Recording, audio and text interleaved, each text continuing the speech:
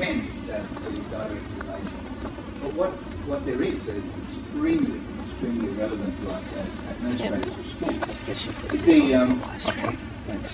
the fact that we exist and that we do what we do because of the person, the body of Jesus Christ. Yeah? And that's the joy of once we bring our association members together, whether it's the summit, admins, Women's Day, whatever we do during the year, we kick off by acknowledging that God is our Father, our Lord, our King, our Saviour. Yeah? And so we work from that premise. And this morning,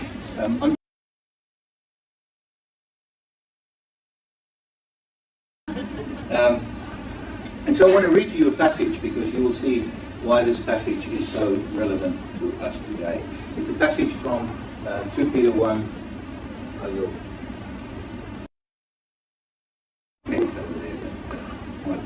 His divine power has given us everything we need for a godly life through our knowledge of Him who called us by His own glory and goodness. Through these He has given us His very great and precious promises, so that through them we may participate in the divine nature, having escaped the corruption in the world caused by evil desires. That's it there. And then Paul writes, he says,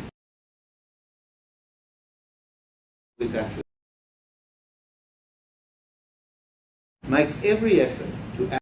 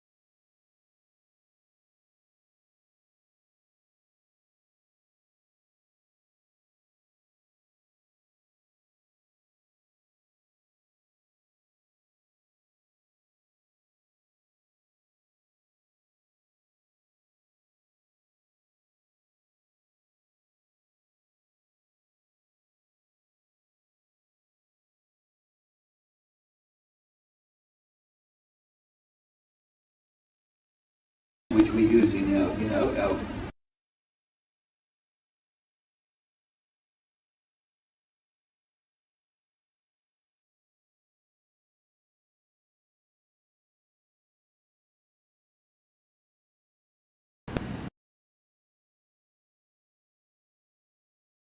measure.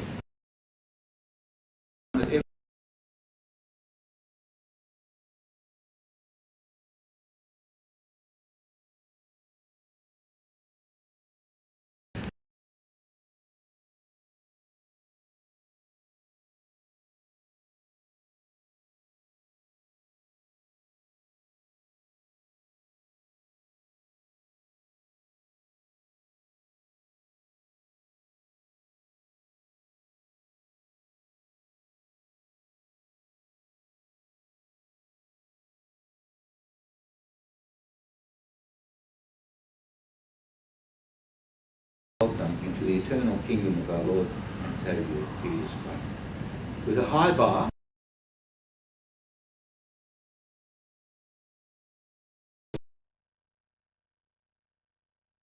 Paul also knows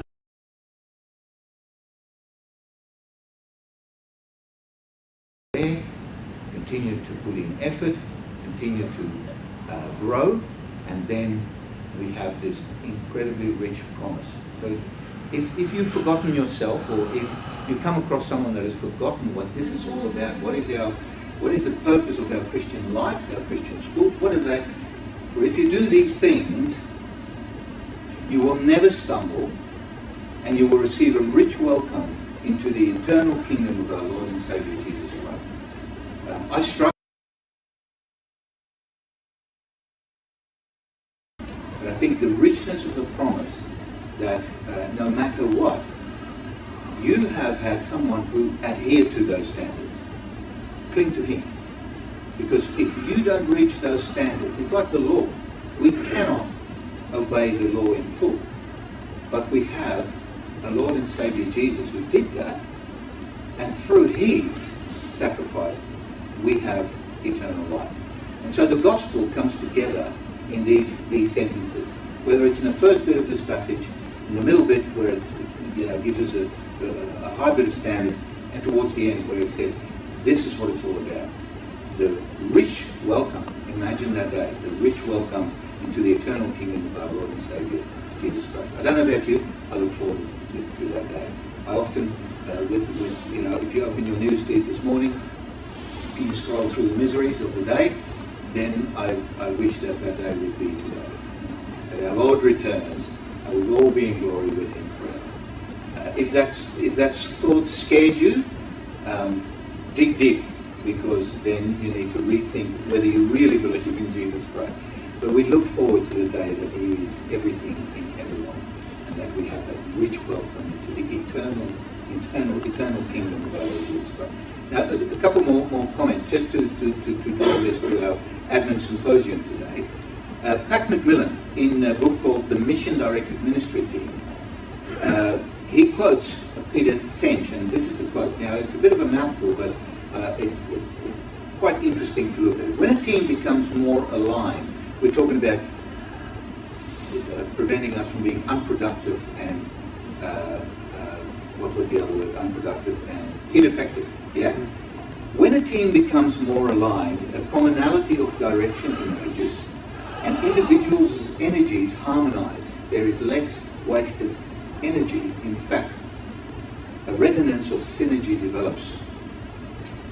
So, to achieve that kind of thing, and we know, sometimes we say this tongue-in-cheek.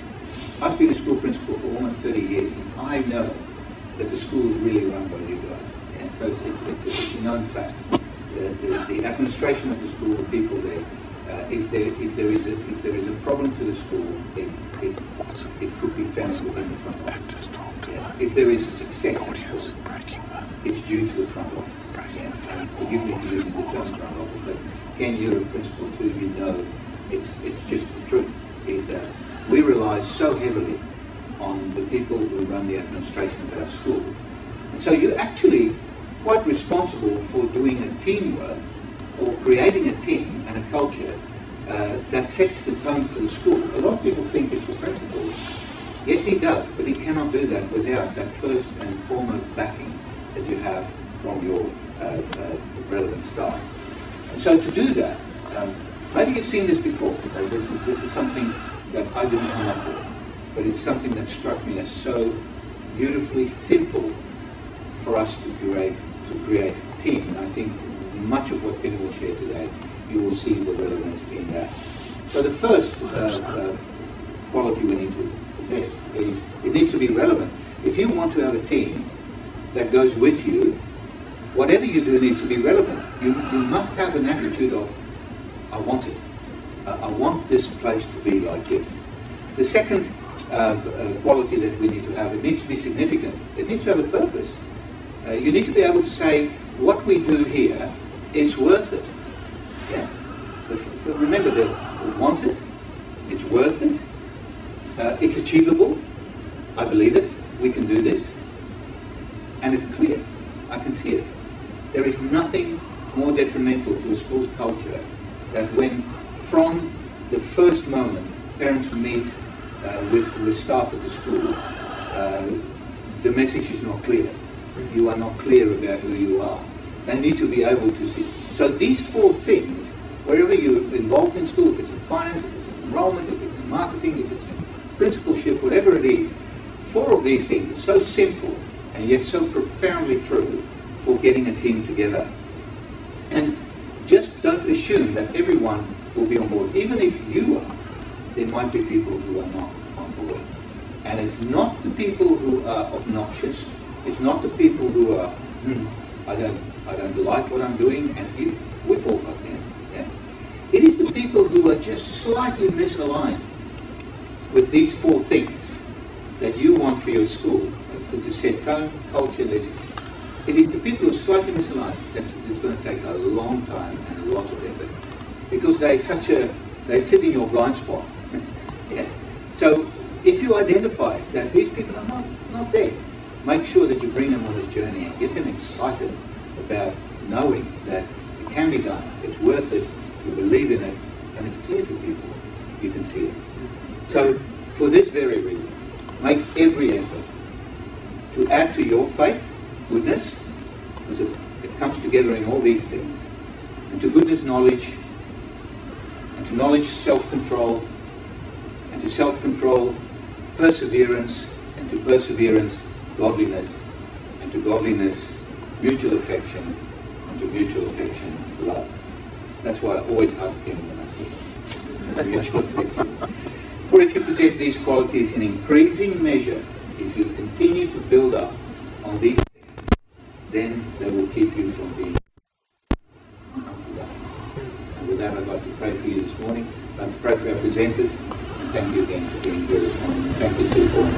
I call you Silicon, but Lord, we give you thanks this morning for an opportunity to meet together as Christian schools and people who are key to the operations of our schools.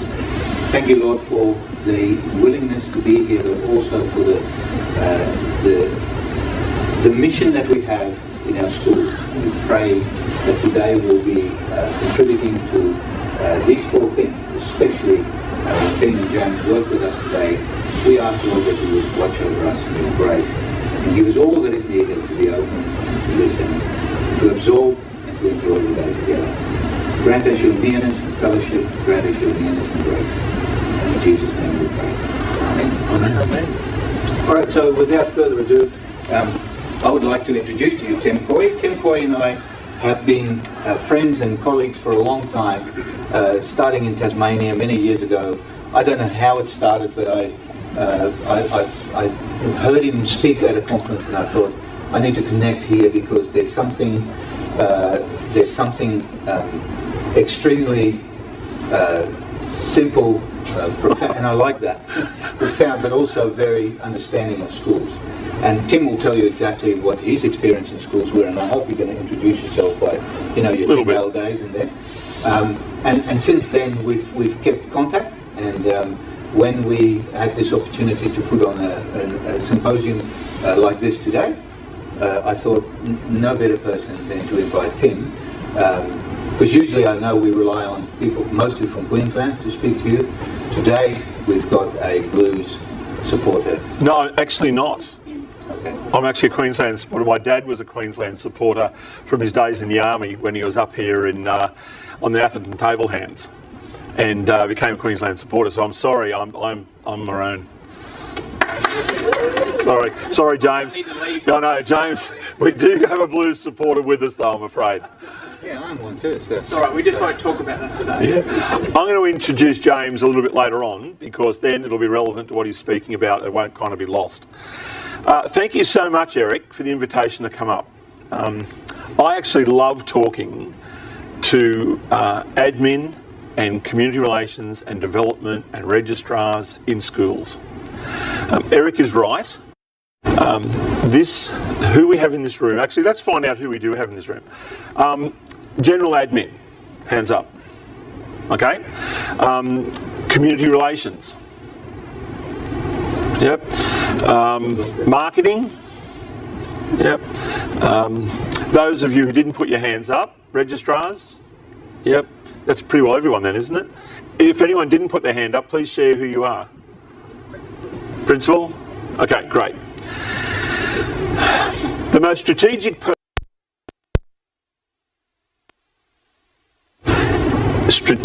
role in the school. Now, people think I say that just to suck up the registrars. I don't.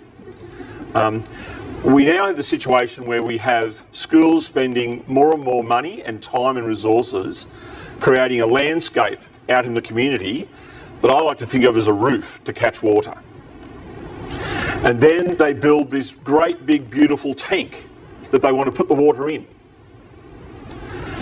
Everything goes through this tiny little pipe or this big funnel that's the registrar's office, that's the enrolment system. And if it's messy, if it's crimped, if it's polluted, it affects what goes into the tank. If you're collecting all this water and you say, yeah, well, look, 80% of the year, all the water fits through that funnel. It's only 20% of the time some overflows. And you go, really? Overflows? I said to a school once down in Victoria, they had an overflowing situation. I won't say which school it was, it'd be very embarrassing for them now. I went there, the principal said, why would we get Endeavour to come? This was back in the days when community relations had to extremely justify itself, which wasn't too long ago in Victoria, let's say that.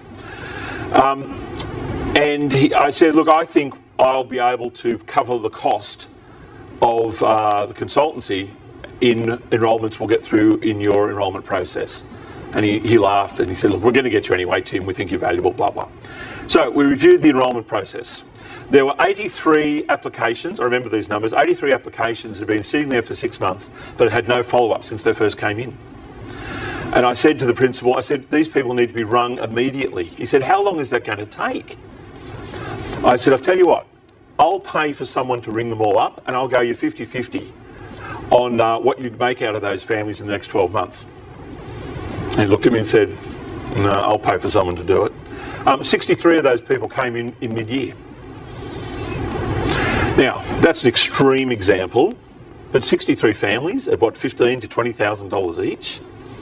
And he was quibbling about paying some of the lowest paid people in the school, admin, paying someone a couple of days' work to follow them up. It's kind of like, are you serious? Yeah, so it is strategic. And from that registrar role, things fan out. Fan out on either side and what you're doing. But that is a critical point. And we're going to be focusing on sort of the befores and afters of that role and what you do with that water and how you get that water and what you do with the water afterwards and how you do that.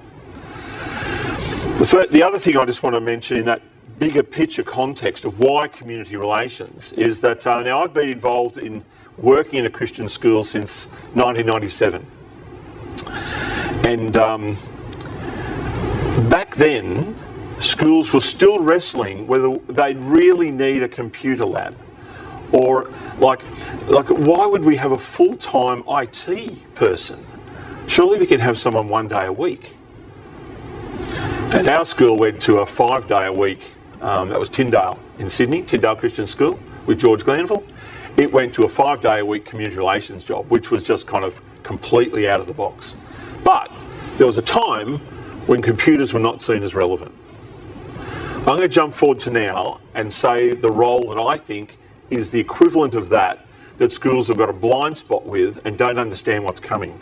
And that is, if you're over 500 students or heading towards, say, 650 to 700, you basically need to think about a full-time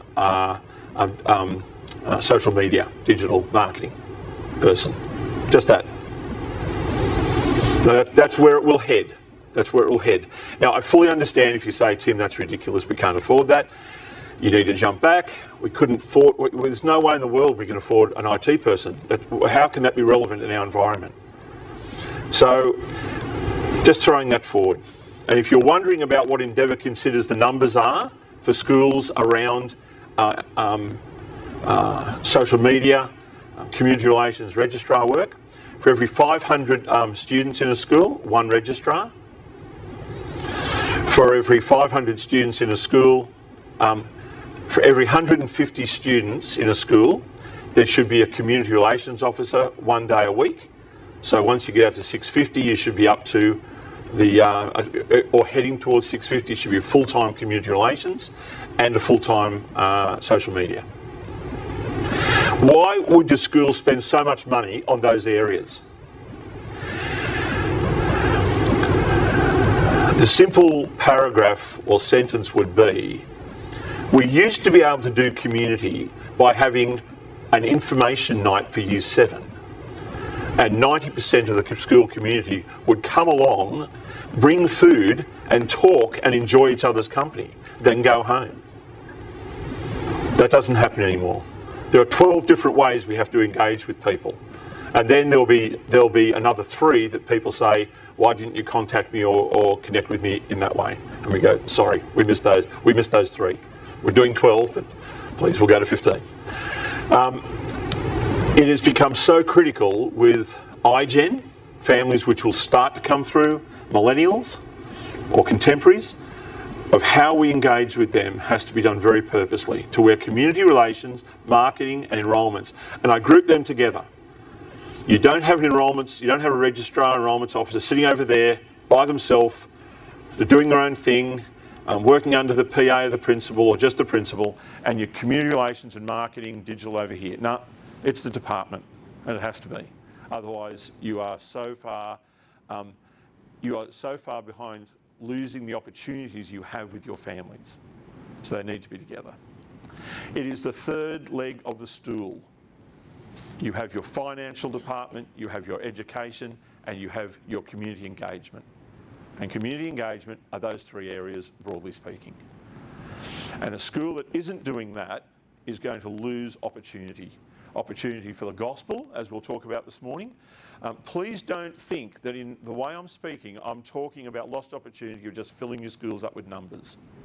The opportunity is what your numbers are going to look like, who they'll be, what they'll think, who they'll ask to come into your school. Because that will be the backbone of why you exist. There's a saying that a few of us came up with many years ago, that the reason people are enrolling in your school now will be why you will exist in 15 years' time. You know, if you're a pizza shop and people come in and say, can I have a hot dog? And you go, no, we don't make hot dogs. Well, you have 12 people coming in asking for hot dogs, you think, let's put in a hot dog machine. And before you know it, you're taking out the pizza oven and putting in 6 hot dog machines. And when someone says, why are you called such and such pizza shop? You go, yeah, that's right, perhaps that's not really right. And so they drop the pizza. We all know schools have dropped the word Christian. We just such and such college. We don't want to turn people off by having the word Christian in there. So it's a challenge. Now, Eric only gave me a few areas to talk about. Only a few areas to quickly cover today. Community building strategies, church induction programs, partnership with new and existing families, major community events, working with volunteers and alumni. I know. This may sound like an excuse at the very outset. It's not. It's an explanation. Any one of these we could do an hour and a half workshop on. Today it's where you're going in for a taste testing smorgasbord, where you'll go away going, gee, I'd like some more of that. That's great. I need to find out more and get some more information on it and how that might work. Some of these will be bigger picture, and some of them I've chosen to be partnership with new and existing families, being quite practical. Here are 3 ideas.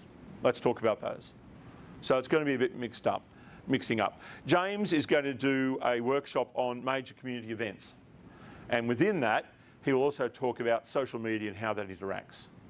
Now, I'm not going to talk every second line and say, don't forget to put that on socials, or don't forget you can do that on this. I'm not going to talk about, I'm not going to be living in that world. That world exists, I work in it, I know it's there. The challenge for us is to make sure that's not the default of where we end up being completely. We cannot do relationship through social media. We cannot do witnessing through social media. We cannot hold the fabric of our school together through social media. You can fill your classes with people, but those people's ownership will be absolute consumers. And consumerism, as we'll see in a slide soon, consumerism is the absolute enemy of our Christian schools. The absolute enemy. And I'll unpack that a little bit as well. Okay, I think we've got 2.5 hours all up. The slide number works, so we should be able to make it through it. Building community strategies, commitment, consumerism, a life and death struggle. Literally life and death struggle. I'm going to frame my argument for consumerism, because I think it's something in our roles we have to be remembering. I'm going to frame it over the next few slides. Challenges, the why, the consumerism, community, building community, community entertainment, consumerism and education. Number 4 there is a big one. Community building or community entertainment. That's a real challenge for us, but we'll talk about that. Consumerism or commitment, traditional and contemporary families. implications and interactions with the school. There's a lot to go through here. I went through it and thought, what will I cut out? And I thought, no, just go through it quickly, Tim. And we will make all these slides available in a PDF to people afterwards. The only thing I ask, if you want to use them in your school, please contact us and ask permission. Okay? I've only just been able to say this without crying in recent years, but walked into a school in my first role as a community relations officer, kindergarten teacher who was one of the best kindy teachers I've ever met, talking to her, and I just said, so why are you a kindergarten teacher, Connie? And she said, this, it is one of the greatest privileges of life when families entrust their precious children into our care, for us to share in the joy and responsibility of helping raise and teach them in the nurture of the Lord. Well, I grabbed a text and I just wrote it on the desk. I didn't have paper. I thought, I'm not losing that. That's what we're doing. This is what we're doing. And it's an incredible opportunity. And we need to make sure we don't die wondering if we're doing enough to engage families on all sorts of levels. Consumerism. Consumerism, the equation of personal happiness with the consumption and purchase of material possessions. In Bernard Mandeville's Fable of the Bees, look at that date. He argued that the country's prosperity ultimately lay in the self-interest of the consumer. And away went the British Empire. Now, I'm not making a social statement about the wrong and rights. I actually think the British Empire did wonderful things. But consumerism did drive it, because it's the personal happiness of the individual wanting things. That is an enemy in our schools. We want as fewer consumer traits in our families as humanly possible. And 300 years later, we've swallowed it whole. Community. Intent, belief, resources, preferences, needs and risks. A group of people who reside in a specific locality, share government and often have a common culture and historical heritage. Joint possession, enjoyment, liability, etc. Community of property. Similar character and agreement. There are aspects of Christian fellowship that we desire in our school communities. This is, of course, not taking the communion interpretation, but a desire of unity, purpose and commitment. We want community, not consumerism.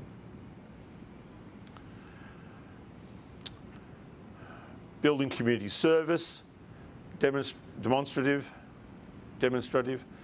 challenging, beneficial, intellectually stimulating, use people's gifts. Are you giving your families coming into the school these opportunities? Or have we really let COVID, one of the worst results of COVID is wash volunteerism and family connections out of our schools completely? And are we saying, well, it got washed out, it's not really my job to wash it back. Teachers seem a lot happier now we don't have as many parents in the school. How does that all work?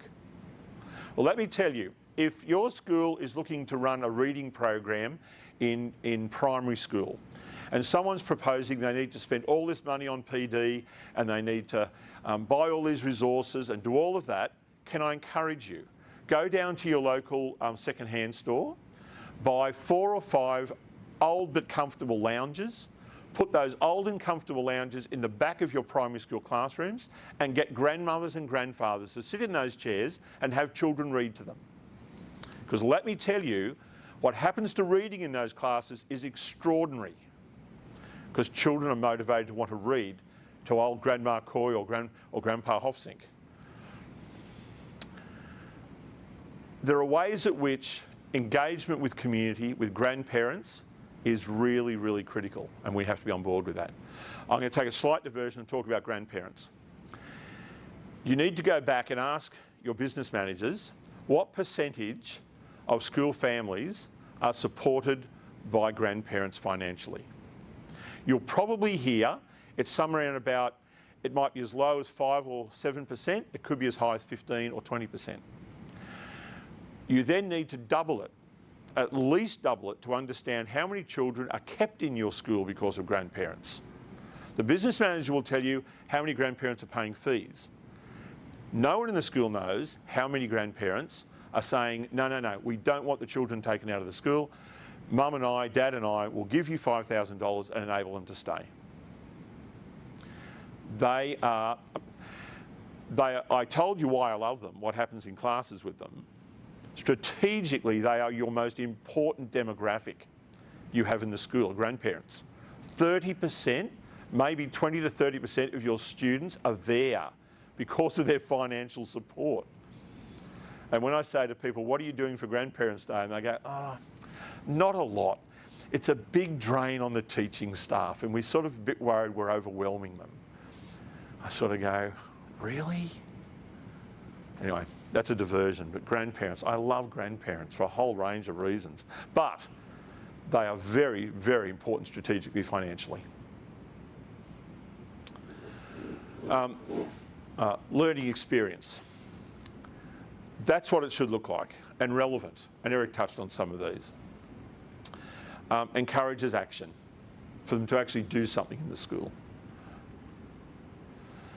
And all fun.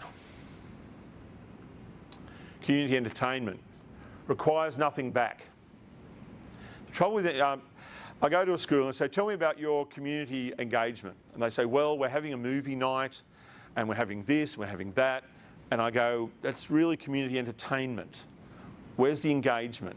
Oh, well, the parents love coming. Yes, but what are you asking of them? What does that look like? Thomas Edison had a gentleman that he wanted to become friends with because he had a wonderful library and he wanted to borrow his books. And for some reason, whenever Edison approached him, he held back and he couldn't make the connection. So he tried a different approach. He asked him to loan a book to him directly. Had no friendship, asked to loan a book. The guy said, oh, okay. He loaned the book, he read the book, he gave it back. He asked him again. It was one of Thomas Edison's lifelong friends.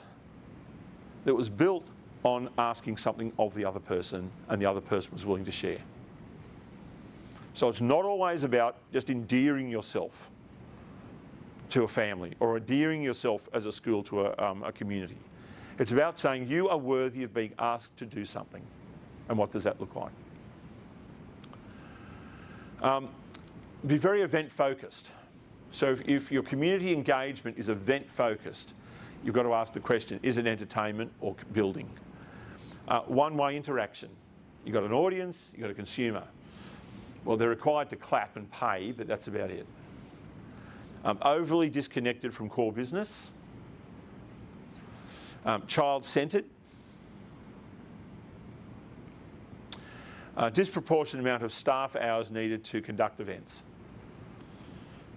because then the staff are simply doing it and presenting it. You have to work out a way to engage parents into volunteerism and the events. And there will be parents who will do that.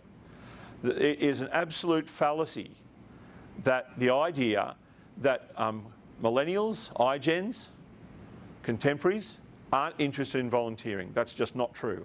If you say, if City Point said, we're going to have a working bee, please will everyone come in and help us do all the gardens and paint everything or clean all the windows, you're going to get 6 people. If you say, year 1 and 2 parents, we're putting 40 tonne of sand into your children's sand pit this Saturday. It's between 9 o'clock and 11 o'clock and we're going to have some face painting for your children. Please come with a wheelbarrow. You'll have 30 or 40 parents there. You just have to approach volunteerism differently. That's the critical part.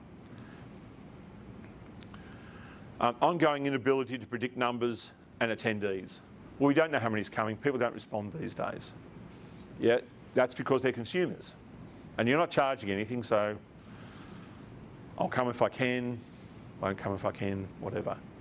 So they're just a few things that say, look, your events will have aspects of community building, but if this is the focus of nearly all your community building events, then I encourage you to think a little differently about it. Consumerism in education. Families are expected to certain results based on the expectations of time and money. Buying a service, giving rights of control over individuals and organisations. I'm paying my money, I expect this from the school. And given the messages that we send out to parents, I kind of understand why parents do that, because we make it very transactional. Their child's attendance at a particular school will impact certain social status on the children and the family. So James, where are you sending Malia to next year? Belmont Christian College. Really? Why would you send her there? So James, where are you sending Malia to school next year? Belmont Christian College. Really? You got in, James? Wow, that's fantastic. Which reactions does James want? He wants the last one, obviously. He wants the reassurance that his peers thinks he's made a good social decision.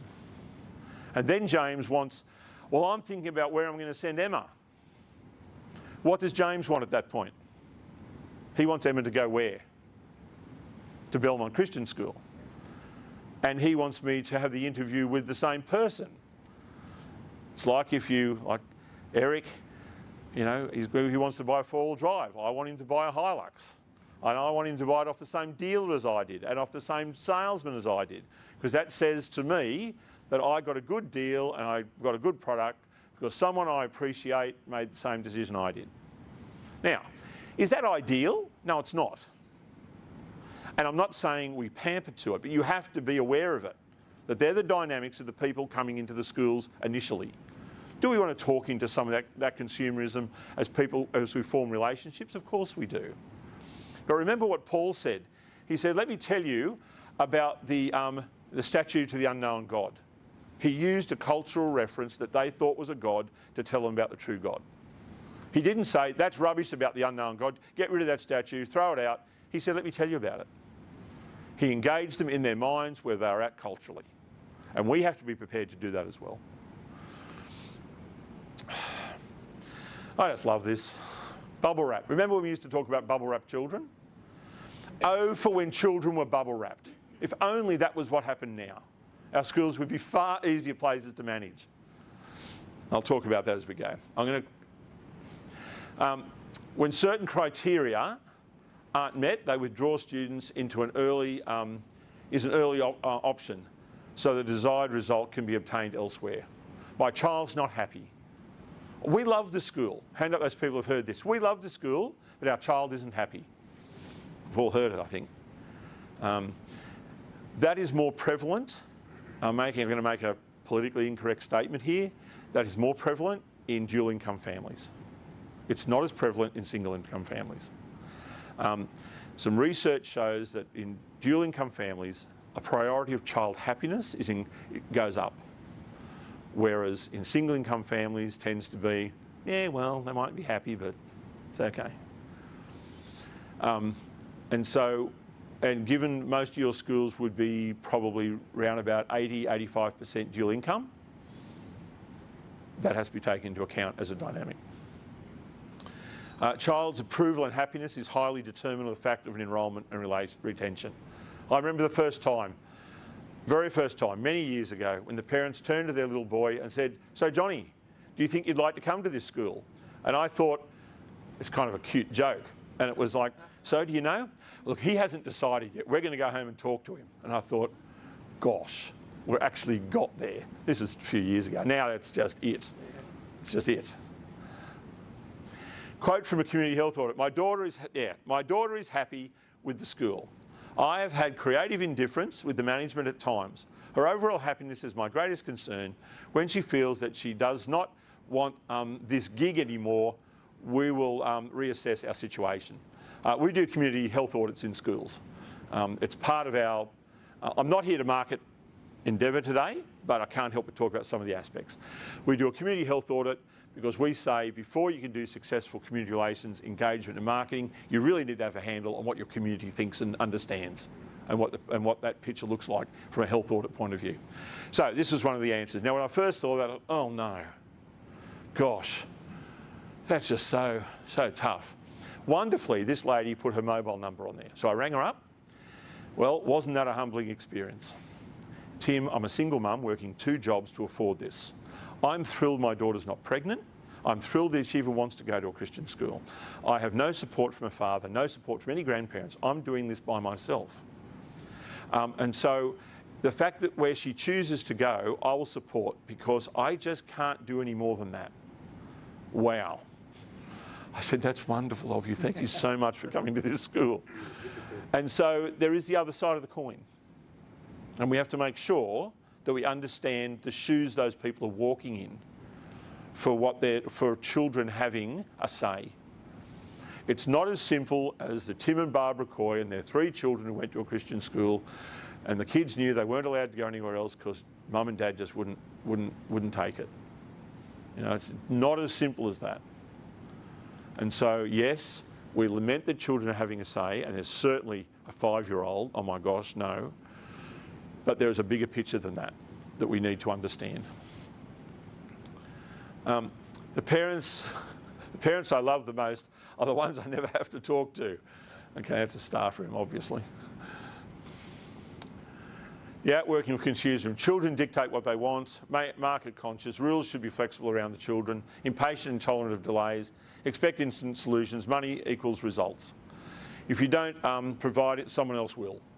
That's what consumerism. You treat a family like a consumer, don't be surprised when they do that to you. And don't say it's terrible. Families don't have the same commitment they used to have. They don't have the same commitment they used to have because we treat them much more like consumers. It's an equation. Committed to the school beyond the needs of their own child. That's what we want. If we have one hurdle to try and get over, that families will move their commitment just slightly beyond the need of their own child, to where they will be wanting to invest in the school in some way that is for the overall benefit of the school. That's your first hurdle. Supportive of teachers and involved in the community. Take the parenting educator role seriously. It's about raising a child, not buying a product. Do we talk about you're in partnership in helping raise children? Is that, if your school was to say that to your families, would they go, oh gosh, I haven't heard that language before? Or is that something you would actually talk about? Because surely that's what we're doing. If we're not helping raise children, I don't know why we even bother opening Christian schools. Final, financial commitment beyond the fees. And I'm not talking about willing to pay $4 for a Father's Day stall present that someone bought for $2 at a bargain shop. We're not talking guilt buying commitment financially. We're talking about, yes, I can see that this is worthwhile. I will give. Bringing others into partnership. Do they encourage others to come? Please, if anyone ever says, perhaps we could have a discount for families who bring other families to the school as a way of marketing the school. Please don't do it. And please, if you're wondering why not to do it, please take a card from me today, ring me up, and I'll come to your school and talk to the leadership. It is a completely disastrous process and will destroy half your community in regards to what they perceive, how desperate you are, and it reinforces consumerism at a tragic level. I am passionate about that one because I think it's just don't go there. There are many other ways to build community and raise numbers than do that. It just is not on. How am I going, Eric? You still happy to continue, or am I getting too controversial? Millennial, contemporary, iGen parents and families. I'm going to tear through this because we've talked a little bit about it. Where the first child started the school 2000 onwards, traditional children started early in 2000. Of course, this is not an absolute picture of family attitudes. Now, there's going to be comments here like mum did this, dad did this. I'm just talking about what the reality was. Traditional characteristics: nuclear family, accepting and supporting of authority, committed and involved, support school discipline, mothers involved in daily school activities, father and mother attend evening events, mother in contact with other mums and teachers. Now you may say, Tim, that was everyone who started sort of before 2000. Aren't they all gone? Technically they've gone, but the wash of those attitudes still exist in the school among certain families and certain demographics of where regions and so on, or even nationalities, bring different things to the table. So those cultures are still there and alive and well, but we are washing towards iGens and contemporaries. Teachers are viewed as professionals and held in high regard. Mothers bring children to school. Mothers read literature from the school, cooperates closely with the school, follows school calendars, sees the school as worthy of time and financial support. Narrow church base. Now, I only mention narrow church base because when many of our Christian schools started, they were a narrow church base, which gave, it was an easier narrative to be able to engage. That's all. That's the only comment I'm making about that. But it was significant in the early days of schooling. So contemporary. By the way, it's not traditional bad, it's not traditional good, contemporary bad. It's not, it's just different. Characteristics, dual income. Now, we lament people aren't coming to the school, but if we didn't have dual income, you'd have to lose 75% of your enrolments. So before we lament people not turning up to evening seminars, remember, they're all working. Single and blended families, which create different dynamics. I think the most complicated picture I had in the school before I started consulting, and this was 15 years ago now, mum and dad obviously married, they had 3 children. Mum and dad divorced, mum got remarried, dad got remarried. Mum had 3 more children, dad had 2 more children.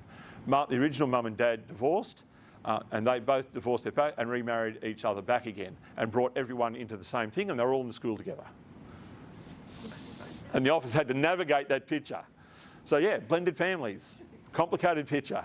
We had like 5 or 6 parents and people used to get complicated. Well, which children are whose and who do we have to send this letter to and that letter to? And it was like, gosh, where is it at? So there wasn't a lot of that around when our Christian schools first started, let's face it. Question authority and their consumers. Smaller families. Smaller families, much higher expectations for their kids. Like parents who say, I really strongly believe the Lord has told me that my daughter is going to be a vet. I've had that, and it's like, okay, that's fantastic. Yes, well, we're looking for a school. This is the 4th school, and we're looking for the school that can recognise that and help her get the grades. And it's like, gosh, that's like, and she has to go to Sydney, of course, Sydney Vet School, which is 99.999. It's easy to become anything than become a vet in Sydney. Children dictate what they want. That's a recurring theme, but it's there. Individualistic, independent, well-informed and involved in areas of personal interest. Now remember, precious, you're always right. Do exactly as you like. The teacher's usually wrong. Tell me the minute anyone upsets you, the minute anyone lays a hand on you. You're the most important person in the world. You're good at everything. You're always right. You already said that. Oh, I'm sorry, my darling. Let me drive you 500 metres to school. I thought that was funny until I was in a school in Tasmania where, as I walked in, a young lady looking very, very downcast, it wasn't Eric's school, very, very downcast, and sat in a chair with her arms crossed looking pretty grumpy. And then after a moment, after 5 minutes, Mum came out and said, oh, it's all right, darling. It's precious. Your day has started very badly. We're going to go to your favourite cake shop and get you a cup of, mochaccino and da-da-da, and basically walked the child out of the school. And I thought, wow, that sounds tragic. Now, the girl was being suspended. And that was the mother's response to the daughter that was being suspended. And I thought, no, this is actually pretty true. It's not far from the truth. So we're interacting with families that have these views. So our engagement of these families has to be at a different level to traditional in what we offer, what we say, how we express who we are. We just can't have our history on the website anymore like we used to and go, yep, that's done. History's on the website, families will read it, all done.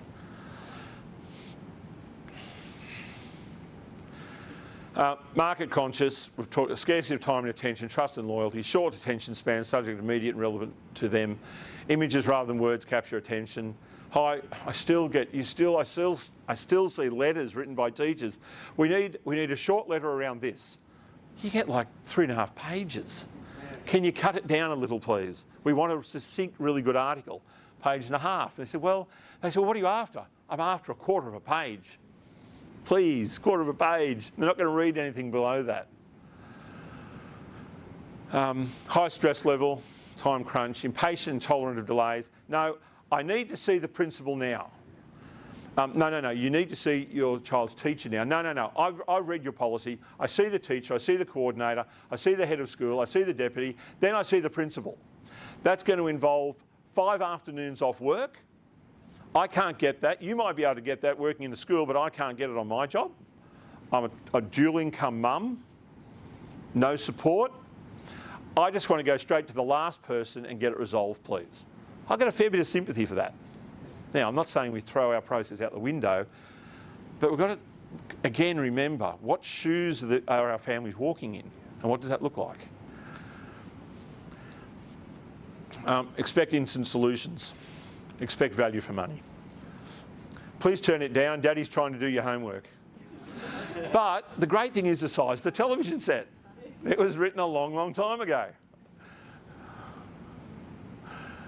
iGens. iGens haven't fully come into our schools. They're coming out of our schools now and into their early 20s. So I'm just going to frame about them. We're still learning about what that's going to look like for iGens to be parents. So we're still sort of playing in that space. These are the first generation to be born into a constantly connected world where social media and screens are the norm. I almost died of horror. I was at Fremantle. Beautiful park in Fremantle, for those that you know, has a beautiful Ferris wheel, Norfolk Island Pines, just gorgeous. Sunny day, seagulls everywhere, birds everywhere. A couple got their child out, active child, talking to the parents. They put her in a pram, gave her an iPad, put earmuffs on her and walked around the park talking to each other. Their child sat and watched a movie on a screen, walking around a park in Fremantle. But don't worry, there's going to be no consequences for that generation of being raised like that. Look up a video of Steve Jobs. When the iPad first came out, he was interviewed around the iPad, answered all the questions, and the interviewer thought he'd throw in one last question at the end. There's this 6 or 7 second silence, and the question was, what do your children think of? Count me down, 6 seconds. 1. It's a long pause. Oh, my children don't have it. Surely that should have been a little bit of a warning to the world. Just a small warning. Yeah. They are digital natives, meaning digital communication is not something they have to learn. It has always surrounded them. They fill our primary, middle and high school classrooms. High school seniors in 2015 spent twice as much time online as high school seniors in 2006. Now, we're 7 years old from this.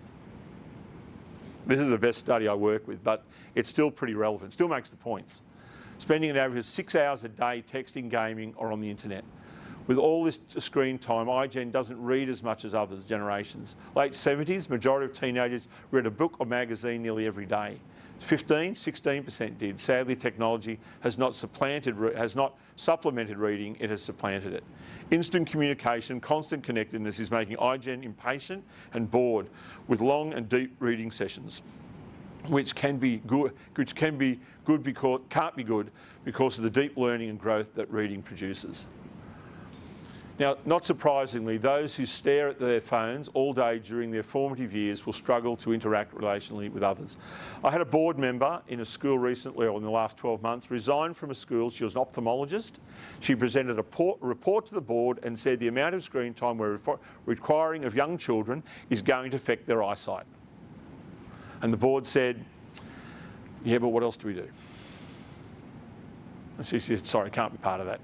She said, I can't imagine any other sphere that if anyone told you you're going to physically affect a child, well, health, that you would say, so be it. I'm not saying it doesn't have a place, but if Christian schools can't be on the leading edge of a response to that, who will be? And mind you, a lot of the big sandstone schools in Sydney are pushing devices way up into high school now. Way up into high school. And we followed them there. We all thought we had to be like the big boys and get the technology that they all had. They're getting rid of it. Just like the banks now, you don't go into a bank, you get a concierge when you go into a bank now. We followed them into phone answering machines that you didn't get a real person when you rang a school. Some schools are still there. The banks invented that basically. So we follow them into that. We haven't come out the other side. Ironically, growing up constantly connected has harmed iGen's ability to connect. Every skill takes practice, and the skill of socially connecting to others is being practiced less and less. Less parent volunteerism. Church culture is much less traditional. Do not attend evening meetings. Can't be counted on to read notes that are sent home rather than phone reception for details. Notes sent home, that's broad. That's as in social media, whatever. It's a note home. I'm not just talking about physical note. Mind you, there are a place for some physical notes still. Expect the school to assume more of the parenting discipline role. More academic expectations. Willing to pay but not to give. Want help with after school care, less direct contact with teachers, less personal contact with other parents, prefer to observe word of mouth rather than talk to a teacher, rather than read literature. Learn most about the school through their child. What could possibly go wrong? What could possibly go wrong with that? James. James's daughter Marley has just started school. Big round of applause for James for starting this journey. What could possibly go wrong if James framed all his thinking about the school Marley is going to just on what Marley has said? Are critical of staff, are not loyal to the school. Confrontational, prefer to go straight to the top. We talked about that. Allows the child to have more say. We've talked about that. Protected children. Quality of education is a given. Value extras are expected. It is important to understand not all parents will interact in the school in these ways, but the mix is changing and there are implications to school because of the changing parent attitudes. If half your school all of a sudden spoke another language, what efforts would you go to be able to understand that language and be able to communicate to them in it? What efforts does school go to when they're preparing an overseas mission trip, when 5 or 6 or 10, 12 children and a staff member are going over into another culture? How much time and energy does the school spend on those people to prepare them to interact with that culture well? We do all of those things. But when it comes to understanding the contemporary culture that we have to interact with now, we kind of go, well, in many cases, hope a lot of our old attitudes will sort of win the day for us somehow. We at least have to look at it, understand what our community mix is, and then adjust to what that situation is. Why? Why do we want to do that? We want to do that because we want people to hear about the Lord Jesus Christ. That's why we want to do it.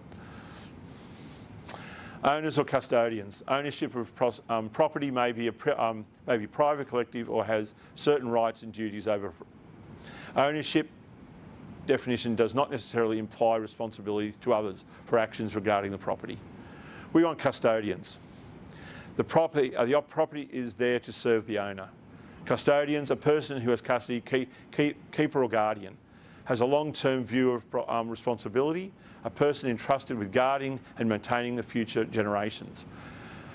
We talk about ownership, we want parents to have ownership. That's a start. I'm not saying you're going to get 90% or 100% of your families to become custodians, but you must try and move some of them into that space to be the guardians of what the school stands for, so it doesn't become a hot dog shop. You've got to have enough people saying, no, I'm sorry, I want a pizza. I'll always want a pizza. Those hot dogs look really enticing, but I still want a pizza. You better keep the pizza oven in. Otherwise, we're not here. And you're only going to do that if you convince the guardians to eat pizza and turn people into custodians, and not just owners. So you need to think about strategies of what that looks like. The custodian is there to serve. Holding and growing community. We can't expect families to embrace, own and support community if the vision we have is one of encouraging consumerism. Our school communities have feet in both consumerism and commitment. How they move forward will depend on understanding of the vision for Christian education and how you can inspire them into a lifelong commitment or settle for entertainment-based consumerism. You can have a school that's entertainment-based consumerism. You will. and that will work. The financial model will work. You give them enough musicals and enough plays and enough everything to do that, it will work. And enough talk about academic excellence and all of that, it will work. Will you maintain your Christian distinctives as you push through that? History tells us no. If you go that way, you must have the custodians. That's the end of the first session. Anyone want to ask any questions about that? Well, it's not the end of the first session, first chunk. Any questions about that? I have a question. Yeah, sure. So many of our schools here would not have a problem with enrolments because their enrolments have turned into long waiting lists. Yep.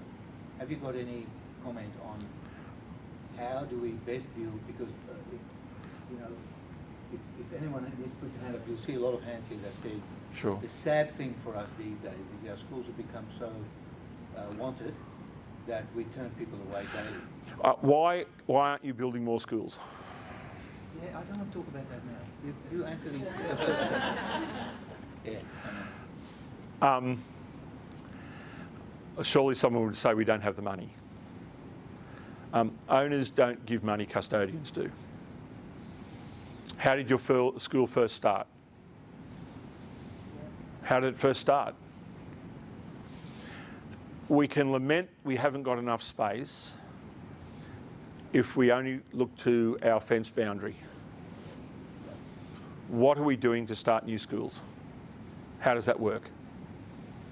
Now, Eric doesn't know what he's done in this context asking that question. It's one of the reasons my company is in partnership with St Philip's Christian Education, because they're building new schools. Because they've worked out a model in which they can do that. We have to work out models in which we can build new schools.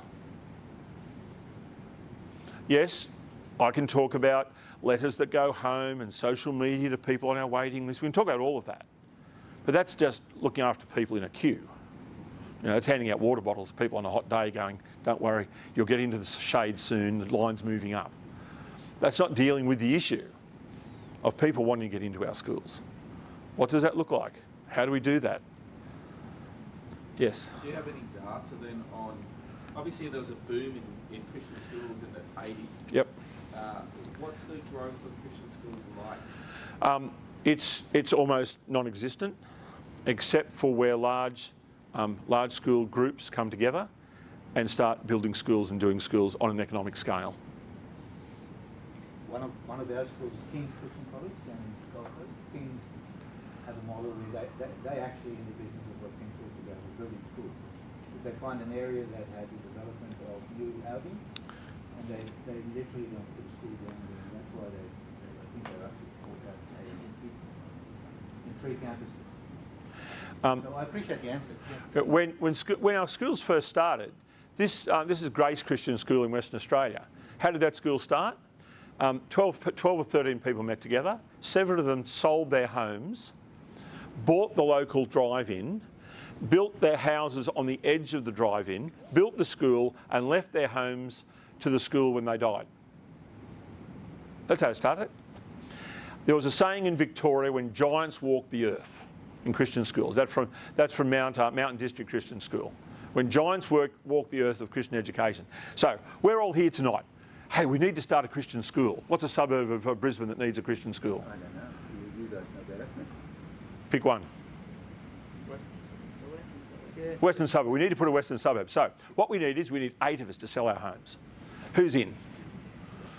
You know what I mean? Like, Which comes back to who are you building the Christian schools for? Yes. And one of the challenges as Christian schools is our waiting lists are filled with families who don't necessarily align with the mission and values of our school and what we're trying to achieve.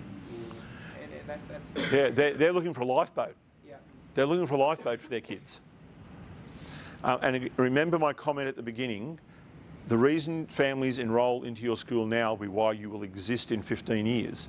You fill your school with people escaping something, you'll end up being a school that provides that escape. So Yes. are our waiting lists actually full of people who be happier if we drop the Christian off that. Oh, 100%. Oh, 100%. Oh, absolutely. Absolutely they would. Yeah, look. Yes, absolutely. They're trying to escape a broken public system. Well, depending on what state you're in, Victoria, a completely broken public system. New South Wales, not quite as bad. Don't know as much about Queensland. Western Australia, yeah, pretty broken. They're trying to save their children from something they're not 100% sure about, but their inclination is this isn't good. This isn't good. Whatever ideologies is being pushed on my kindergarten child, I didn't have that, and I kind of turned out all right. Yeah, there was kind of scripture at our school. I remember that, so it never hurt me. So maybe the Christian school would be a good option. And apparently they don't push the ideologies. So maybe it's just like my old primary school used to be. Because yeah, three out of four of the teachers actually went to church, I think, because I saw them there when I was picked up by a bus to go to Sunday school. That's your parent. Yeah, they would be. And you might say, that's fine, Tim, what can we do about it? What we can do about it is, what will you go back from here today and in the coming 12 months and the next 5 years?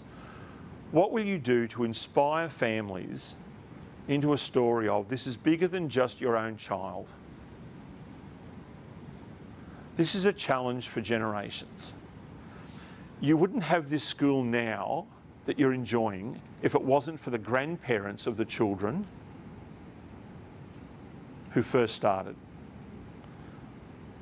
So what will we do now for the next generation? And consumerism is right in the middle of that. Thanks for the question, Eric. I don't think I answered how you were hoping me to. No, but I think it's an incredibly interesting answer. Yeah. Because most of our schools, we would struggle with what is our role, like your role in the school, to inspire people to build new schools. If you want people to build new schools, get really great parents involved and inspire them. And the Lord will do the rest. Commit it to the Lord. You don't have to have the plans for the new school. You don't need to know where the property is. You don't need to know any of that. God knows that. His people just need to be inspired to know that, that He's there and it can be done.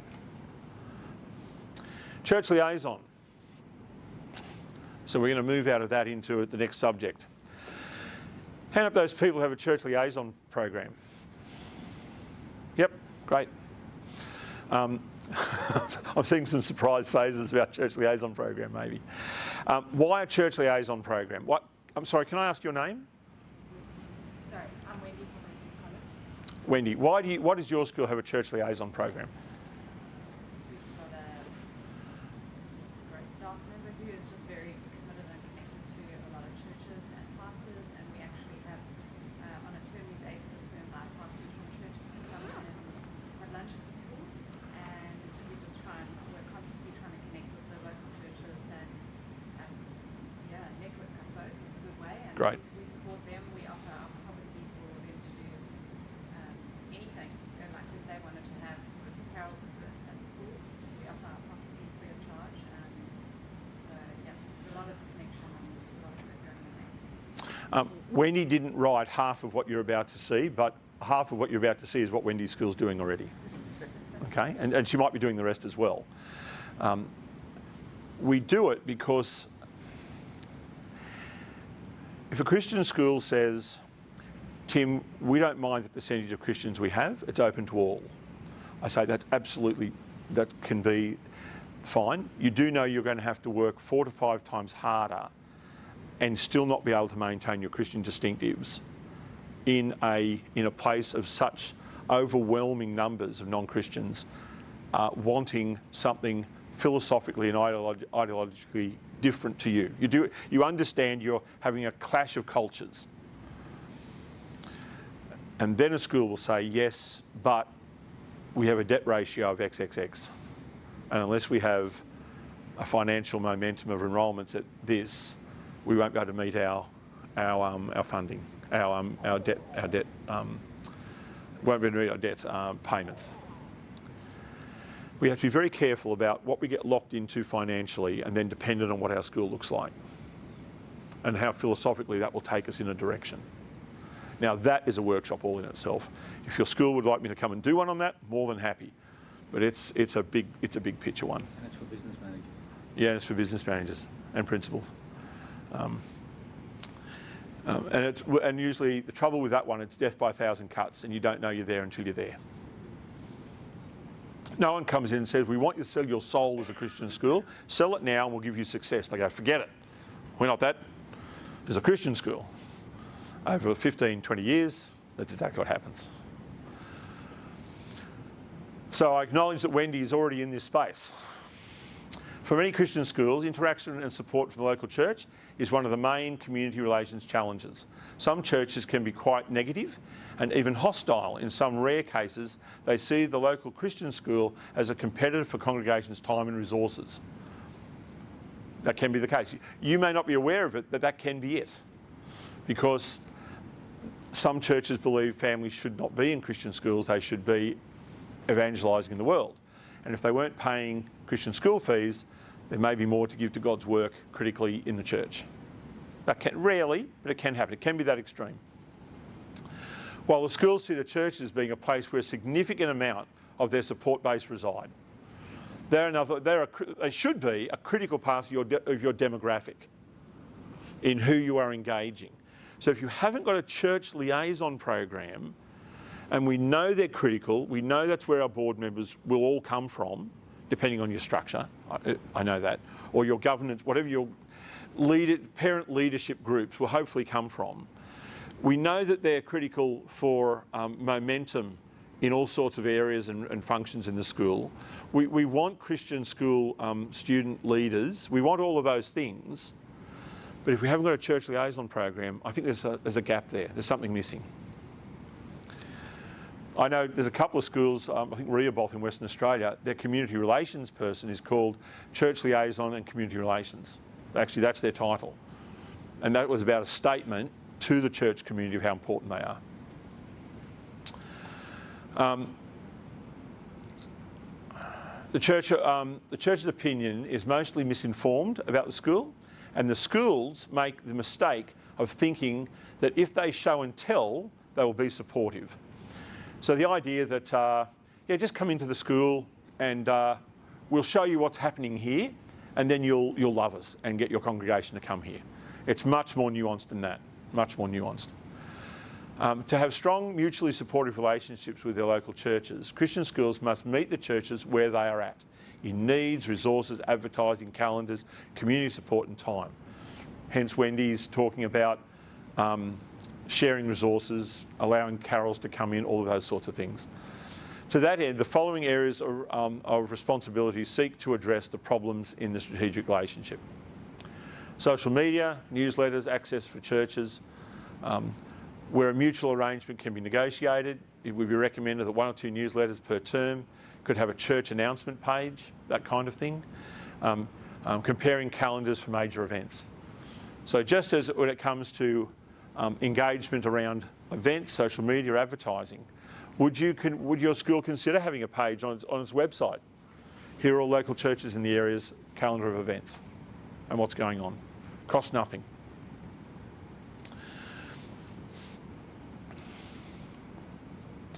At a meeting convened by the school or a minister's fraternal meeting, calendars of the local schools and churches can be compared. Appropriate verbal announcements can be made. Churches and schools, where deemed appropriate, make verbal announcement at assemblies and services. This is about, I've shrunk this down a little for time point of view.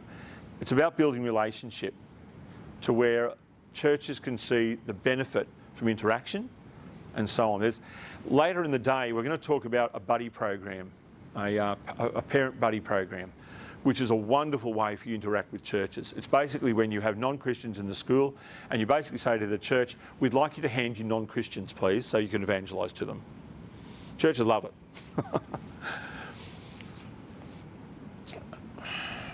Use of buildings, libraries, classrooms. office resources, emergency use of photocopy facilities. Just making the statement to churches, if your photocopy machine breaks down and you need to print something for Sunday or whatever, please come to the school. We'd be more than happy to help. Small things like that don't cost us anything really. Might cost us some photocopy time, but even $100 photocopy time for that relationship build is very, very cheap, very cheap advertising money in many ways, if you look at it from that point of view. Sporting equipment for our church camps. Oh, you want 50 soccer balls for the church camp? That's great. A bond, you know, $100 bond, that would be good. Please take them away, enjoy. So they come back with 94 soccer balls. Community Relations gives 4 to the department and says it's all good. Instead, some schools go, well, we tried that, Tim. 94 came back. Sports department was not very impressed. We won't be doing that again. And I said, how much did those 4 soccer balls cost? They said, oh, I think they were almost $10 each. And I said, so $40 for 50 kids to run around kicking balls that had our name on it for a whole weekend. Nah, pretty good money. Pretty good money spent. Fine. Community Relations will pay for the 4 soccer balls. So again, it's about moving your headspace, what you do.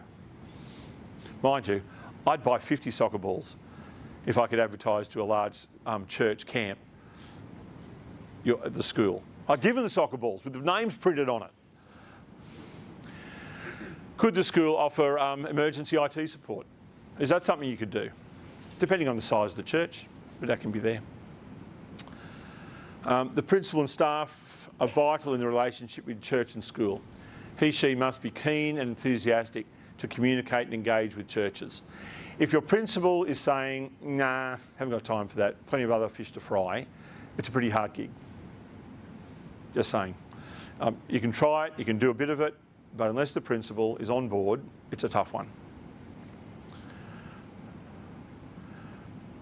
Unofficial attendance at services throughout the year. How has your principal has visited in a 12-month period, has the principal visited the 10 major churches that support your school? Just as a visitor. Don't have to have a speaking, just go along. Hi, oh, Mr. Such and such, don't worry, everyone will know because the kids will flock to the principal being there. And people go, and why are you here? Just want to honour a church that is so significant in the support of our school. Nothing else? No, that's it. Makes an enormous thing. Parents go, that's great. Principal is our church this week. Why did he come? Apparently he was just here being supportive. What, he didn't have another agenda? No, just being supportive. It's the right thing to do. Let's get it right. That should be done. The market of community relations part of me goes, absolutely. You don't have to wait for an invite. This is one thing principals have to understand. You actually don't have to wait for an invite to go to a church. Churches let anyone walk in, apparently, even principals. The principal can ask to join the Ministers Fraternal as an associate member. There's a lot of similarities. Can I join the Ministers Fraternal? It'd be great. And again, even if they say no, they ask. Host 2 to 3 pastors' events at the school per year. Now, this is where it gets tricky, and some schools, I think, lose the plot. They think, right, we'll get them in, and what will we do first time? Well, we're going to tell them all about the school. This is what we do, this is what we do, this is what we do. We're K-12, this is our big new library, this is our new IT room. Well, not IT room. We don't have IT rooms anymore, kids carry them all around. Anyway, this is our new whatever, this is our new hub, because that used to be called a library. Now come and have a look at our hub. And so they're looking at that, looking at this, and they say, now we have lunch. And then they wonder, next time, why the principals don't turn up, or why the pastors don't turn up. This is a show and tell. So the key to this is inviting the principals, inviting the pastors, and saying, we're having a guest speaker on time management. And this person is an expert in the field, and we just want to serve you. We're a school, we like teaching things. And we think this person would be a great resource. So if you're going to give up your time to come to our school for your Ministers Fraternal meeting, we would like to give lunch and a half-hour talk by someone who will value add your PD. And I go, right, don't usually get that gig. That's a surprise. They come along, it was great. They took three gold nuggets home, and they're better. Are they going to come along again next time? I'd like to come along to our speaker on Christian view of HR, a Christian perspective on the rise of HR in Christian organisations. Gee, that's an important one for me, because actually the elders think we need to get an HR department at church. So all of a sudden, the school isn't trying to sell the school. It's becoming a valuable resource to the principal. So how does he or her headspace change in regards to the school? Starts to think of the school as a very valuable place that people learn things. So we have to be willing to have a different mindset on how we engage with pastors. It's not just about they will want to help us once they see how wonderful we are. It doesn't work. So that's important. To encourage their ongoing involvement in the school, using church-appropriate students for serving, etc. So you be a bit strategic about this. You find out who's coming, and I'll paint the ideal picture. You've got a large church in town, and you think, why aren't we getting any students from there? But you know that pastor's coming along to lunch. You know you've got about 12 students from his church. 3/4 of the kids serving that day are going to be from his church.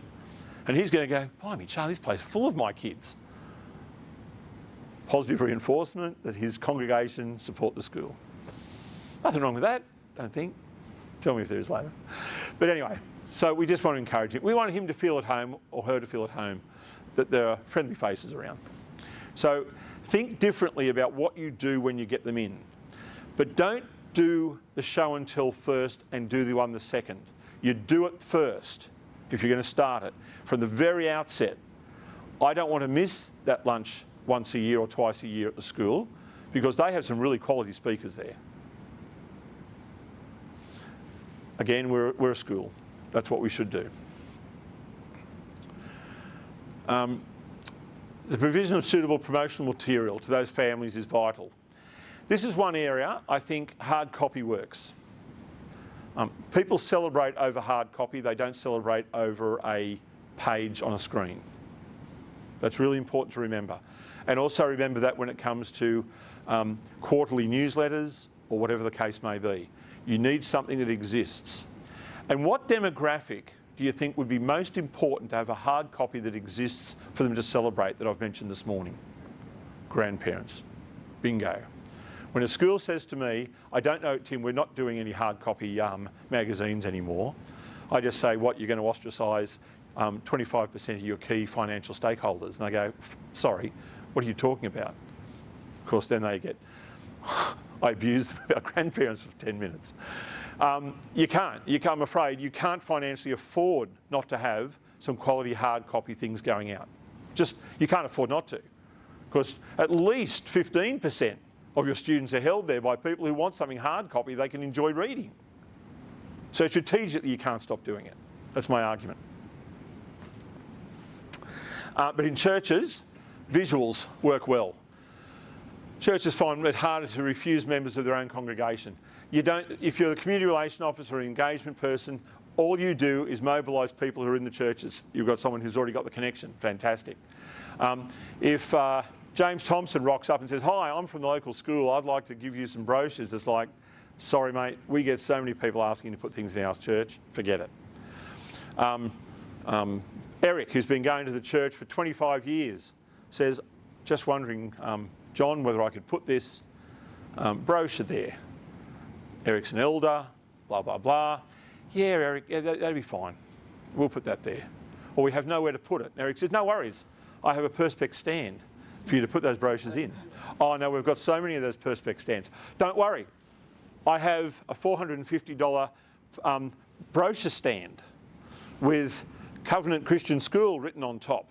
And we'd love you to organise all your messy brochures into a gift to you we have. And we'll only take up one of them with our material. $450 for a Perspex stand that takes all their brochures to get your brochure into the school, into the church. Great deal. If I could get you if I get your material into every church in your region and you only had to pay $450 each church, you'd grab it, wouldn't you? Yep.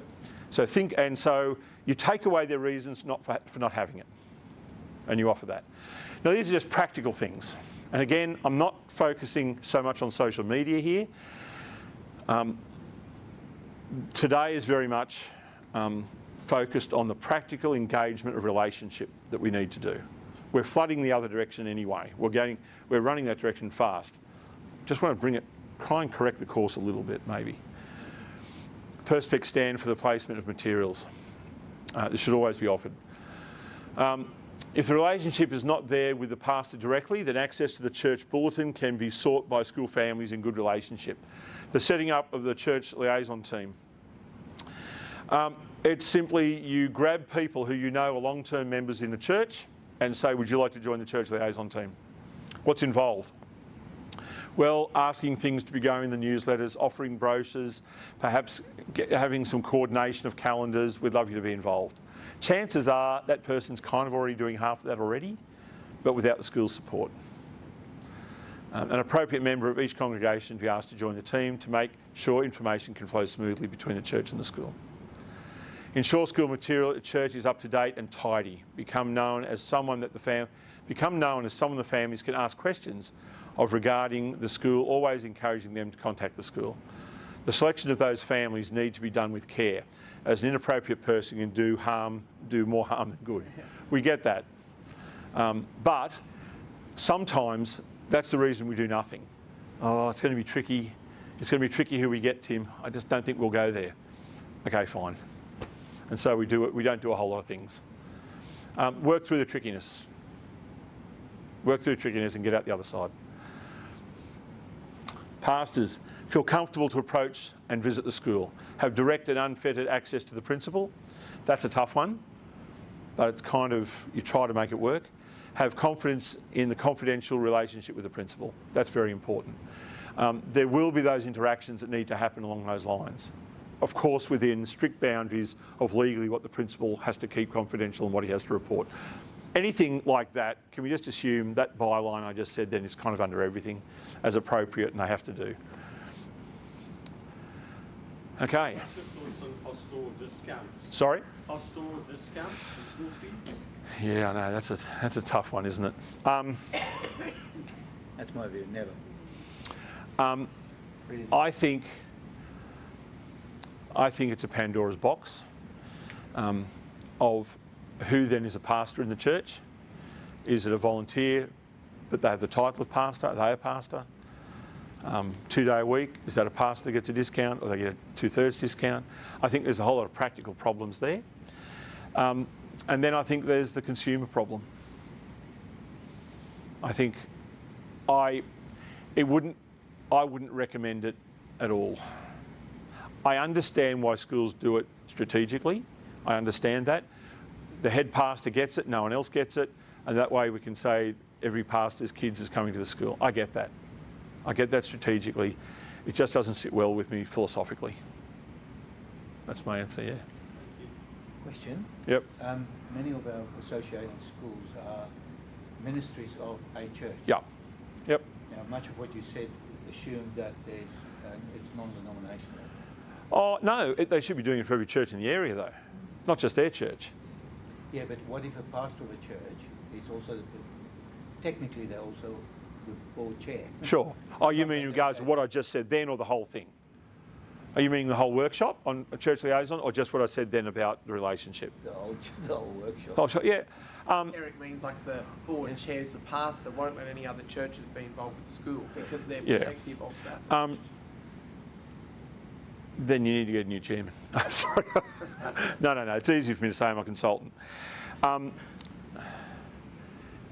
Then there needs to be a picture painted of the reliance of that community on many other Christian Christian churches who are sending their children to that school. That's not handing over. So see the numbers. See a breakdown.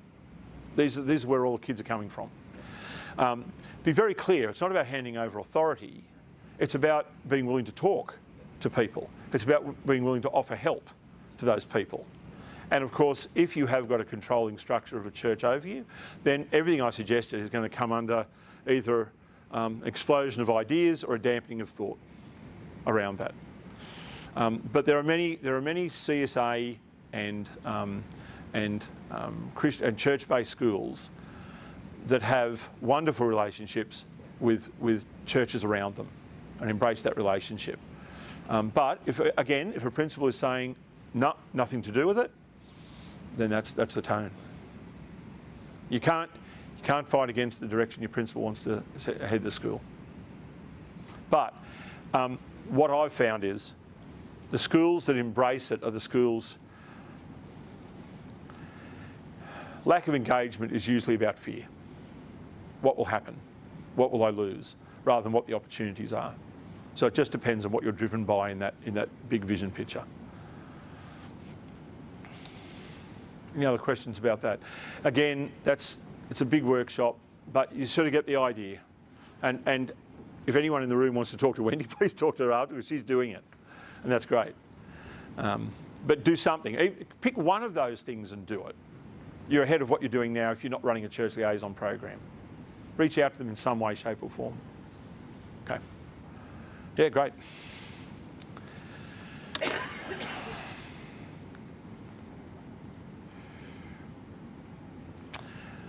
Okay, thanks everyone.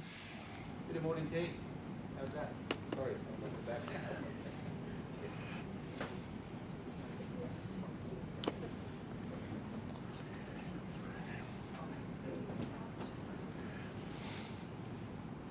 The bathrooms, if you want the bathroom, to your left, up the stairs. Downstairs.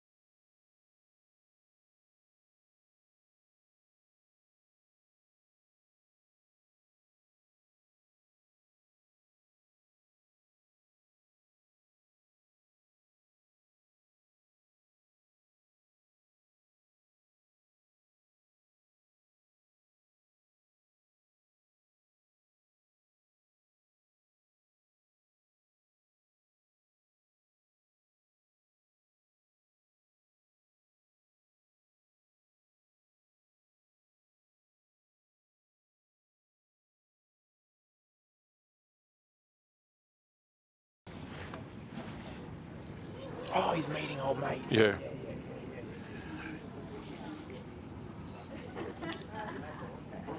I had something that is not written.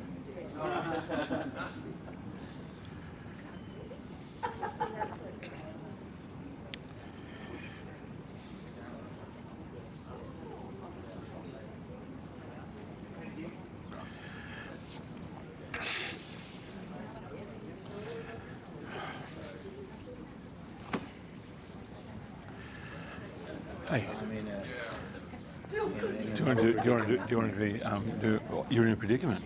this, so you're aware over the years what that.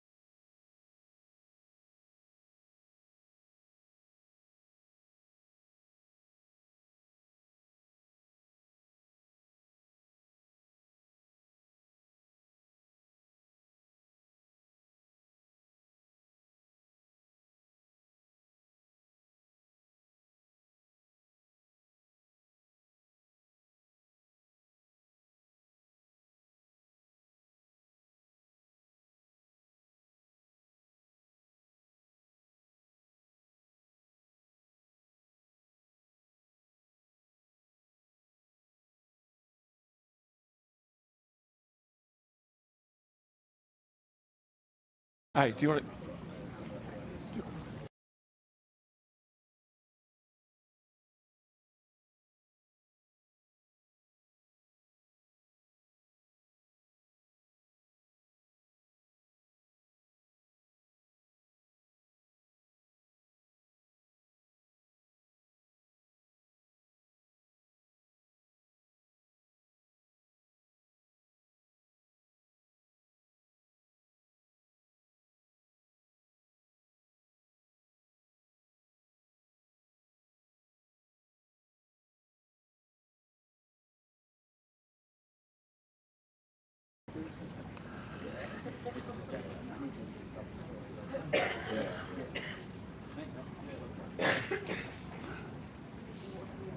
So you know when you go to conferences you get little goodie bags?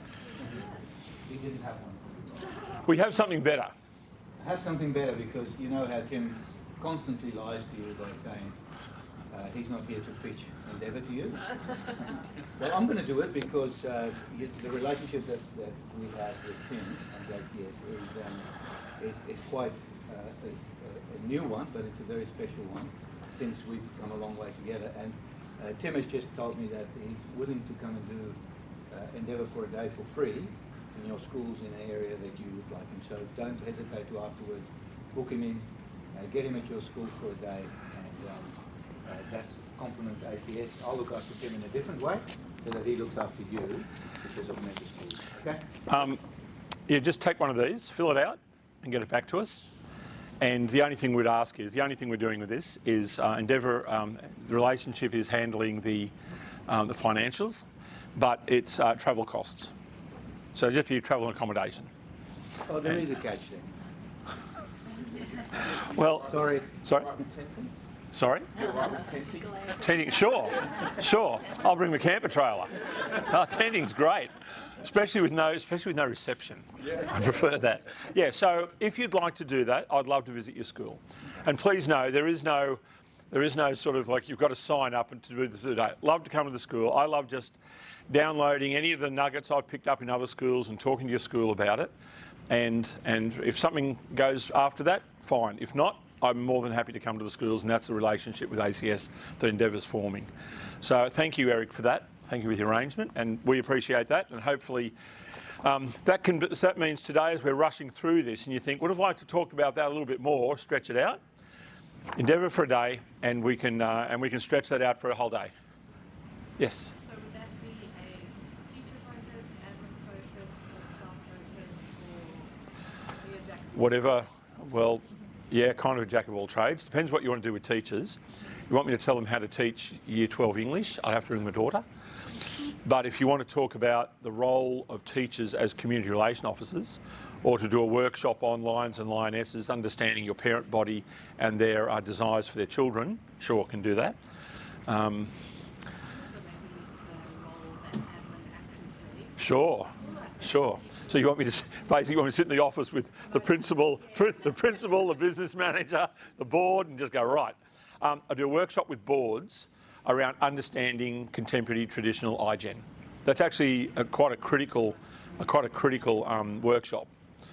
So if you were sitting here thinking, oh, I wish our leadership would have a concept of that, or thinking that space, That's more valuable. Yeah. then there come for that. But that can also be done on the day. You're happy to put me up for a night, then I'll speak to the board in the evening and talk to you guys, work with you during the day. So if I'm going to come, make use of it. That has always been Endeavour's approach. We've always had plenty of work, and more work than we can almost handle, and never holding back information to sort of, well, if I only give them this much, they mightn't get us as a consultancy or anything like that. We've always just been very free to share what we've got and how we do it. So, and we go from there. Leave the rest with the Lord and you. Okay, thanks, Eric. And that can be me, it could be James.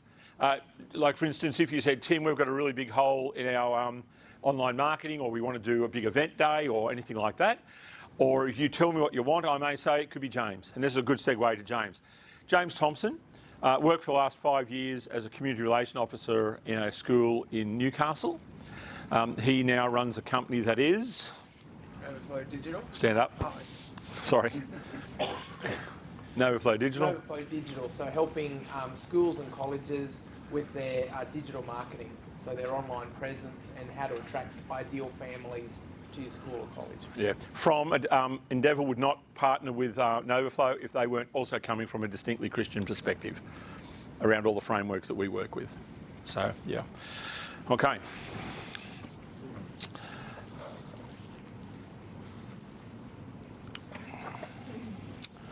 New family induction programs. Now, I'm just going to go through these quite quickly. I know I'm saying that, try not to get too diverted. Parent Partnership Conference, one concept. Parent Staff Christian Education Conference for the growth of the community and to build reputation as a highly committed Christian school. This is one of those way out there ones. But why would you do it? The conference will have a strong keynote speaker on worldview, include wide range of workshops, have evening and daytime activities with a subsidised cost for school parents, all staff to attend at no cost. Why would you do this? You do this because we have staff being PD'd like you wouldn't believe out this side, and we have parents being consumerised way over on this side, and the gulf between what we want to do as a Christian school maybe and what parents think a Christian school is just gets wider and wider. So bring them all together to hear a common theme and to say this is important and sit under the same roof for thinking and learning. Can I ask a question? Yo. With your double income busy families, Yes. do they turn up? Yeah, they do. When you say Cole Buchanan is the night entertainer, and you play Cole Buchanan songs in the primary school particularly for months in advance, and you only get a ticket to the nighttime concert when the parents attend the day workshops. Yeah, bloody people come. So it just depends on how you frame it. If you say, please come along, you don't have to tell us if you're coming or not. So yeah, you've got to think it strategically. Now, it doesn't have to be just Cole Buchanan. We've done it with bush dances as well. And then you teach the whole of primary school the bush dance, and you make sure the grandparents get an invite to come to the bush dance. And they only get their tickets, and they can only come at night if the parents have attended during the day. So you make it a package. How does the parents that have no intention of coming, but their child's now devastated because they're not getting a ticket? Have you had that? Because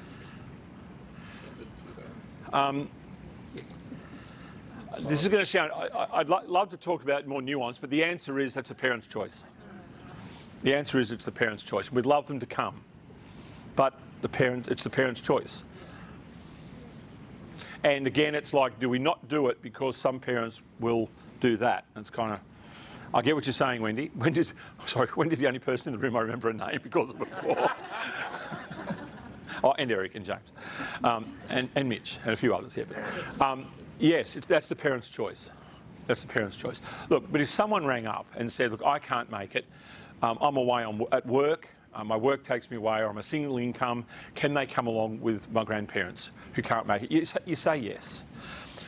Will there be people who work around the system? Yes, there will. But the majority of people will be on board and go, fair enough. Yeah. Have child minding, include conference dinner, aim to build community and demonstrate the wider community leadership, involve churches, benefits, taking school community, staff and families together in their understanding, drawbacks if not implemented. The divide between school and families can become too wide. Okay, so again, tag that one. If I come to your school for a day, we can sort of expand what that might look like. But that's a big picture one of engaging with new families and existing. I'm going to give a plug for Eric here before I talk about the next section. Eric had an excellent induction program, as in what the slides are, the criteria for parents coming along, all of that he ran at Launceston Christian School and maybe at Emmaus. You have an excellent resource in the space of parent induction in your CEO here. So on that space, book him in, find out what it is, he'll get into the boardroom, he'll sell it to the board, and it's a really great resource. Inspired by an Endeavour consultancy, I just had that. No, Eric really led the way in that. Parents welcome dinner. How families are brought into relations with the school can be a defining decade. Now, do you all have parent welcome dinners? Okay. How families are brought into relationship with the school can be defining for decades, and I mean decades. You know, how often have you gone into a new restaurant and the first meal you had wasn't very nice, and you only get dragged back to that restaurant under protest later on? It just, that first taste kind of defines it. No matter how many people say, it's really good, you must have just ordered the wrong thing. Nah, if I'm going to spend that money, I'm just not going to go there. So how parents start is so critical, So we want a strong parent program that starts at first contact and goes on to deliver over the following decades. Organise a new parent dinner or coffee and dessert evening to be held in term 1. Share a meal or dessert together and share the vision of Christian education. The principal should welcome parents, impart the vision and encourage them to become active members of the school community, parenting with the staff in education of their children. Invite current committed parents to attend. That's a really important one. Make sure you're not just inviting the new families. Invite 20 families and tell them why. We want you there to encourage the new families, please. They will love it. Ask them to do it. With staff in the education of their children. Invite current committed parents to come along. Ask a board member to share their story. People say, Tim, we only got 12 families coming along. I say, fantastic. They say, why? We advertised the whole school community and only 12 families came. I say, yes, the whole school community heard that you are a community that wanted to have a dinner and invited them to come along. Tick. You've made a statement of who you are and they heard it. And those 12 people, you magnify them on social media of what the evening was like, and people have, what is it? Fear of missing out? What is it? FOMO. FOMO. They have FOMO of what they missed out on. And you build that, and after 3 or 4 years, you may have 50 people coming. Never ever stop doing something strong in community relations because it doesn't work exactly how you think the first time. It's like after we've done health audits in schools, we do an evening where we present the findings to the community, appropriately redacted and all that kind of jazz for private things. And they say, well, but Tim, we only got 20 people in the room. Again, you made the statement that you did a review, you had an evening where feedback was going to happen and everyone heard that. Of course, they chose to not come, kind of their choice. But you made the statement that that's the kind of school you are. Never forget the statement you make by what you're wanting to do and then how you build on it. The principals, parents, Introduction to Christian school. We recommend a 3-part, and this is along the lines of what Eric can help you with. This is a generic approach. Eric can help you with a more tailored for your school. He will spend days, weeks, months, whatever is needed to be spent, Eric will spend on doing this for your school, tailoring it for you. Won't you, Eric? Absolutely. We recommend a 3-part intro, to such and such Christian school, course for all new families. It should be made clear at enrolment. This is really critical. It should be made clear at enrolment interview that while it is not compulsory, it is highly expected by the school that families attend. The course should include 1 or 2 Christian ethos and how the Christian school develops and works this out in the life of the school, practical side of being involved in the school. One principal did this really well. He would pull out his diary with a flourish and say, now we have sessions, introduction to the school. It's not compulsory, but I take a personal interest in people attending. Is this something that you and your husband would like to attend? Oh yes, we really want to get into the school. I'm just going to write that down in my diary because I like to follow it up. You do that and you get pretty high attendance. And if they don't come, who does they get a phone call from? Principal's PA. Hi, ringing on behalf of Mr. Hofsink. He was really keen to follow up because he noted in the diary that you were a family who committed to come at interview. We're hoping you can make it at the second one. Again, you can do these things and no one turns up. But what are the 3 or 4 steps you're going to do to really reinforce it and make sure it happens? Again, can people wash through and say, we're not going there, forget it, and ignore it? Absolutely they can. But that won't be everyone. If you get a 50% hit rate on families coming in, that would be incredible, particularly for those with high numbers of non-Christian families.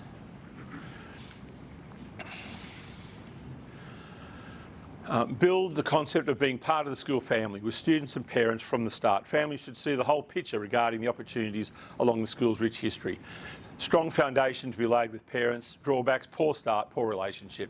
It is vital that no time be wasted in bringing families into deeper understanding of the school and their part in it. So that's the induction. Again, you want to have a talk about that? If I come, we can talk more about that. But think about what you're doing with your families. You can't get to their year 7 and say, parents are so disengaged. Tim, what do we do about it? And I said, well, what are you doing with them in kindergarten?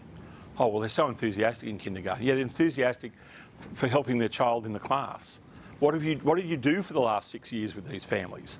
I'm a little bit, don't worry. I have gentler nuances to that when I'm talking to people, but that's kind of what's in my mind. Like, what have you been doing? You can't ignore families for 6 years and then lament they don't want to come do anything when their kids are in year 7. It's nuts. And remember, all what I'm talking about here, I haven't said this because I don't want to diminish the importance of doing it for all the right reasons. But if you think of this from a strategic point of view, you are creating superhero parents for the right families to be knocking on your door. Instead of, we'd like to have a different cohort of families coming in, but that's just not who's coming. When that's happening, I don't initially go to what you're advertising doing. I say, what are you doing to encourage your current parents to do to get the right families into the school? 1/3 of the course should be Adjusted Christianity Explained, Alpha or like. The rest would be introduction. This can be run just prior to the school finish time, then repeated on an evening to allow families with different needs to attend. You accommodate. And if they say, oh, I missed the first one, is it any use me coming to the second one? Absolutely. That's fine. Again, more than we're doing at the moment. This needs to be introduced with care and sensitivity, but cuts to the heart of non-Christian families being in partnership. We sit there and say everything about what the school's on about. And I know Eric and I talked about this years ago, before Eric did what he did at Launceston. How can we invite children to come in and be educated in a school and not have a degree of responsibility for the non-Christian family to understand something about the person of Jesus Christ?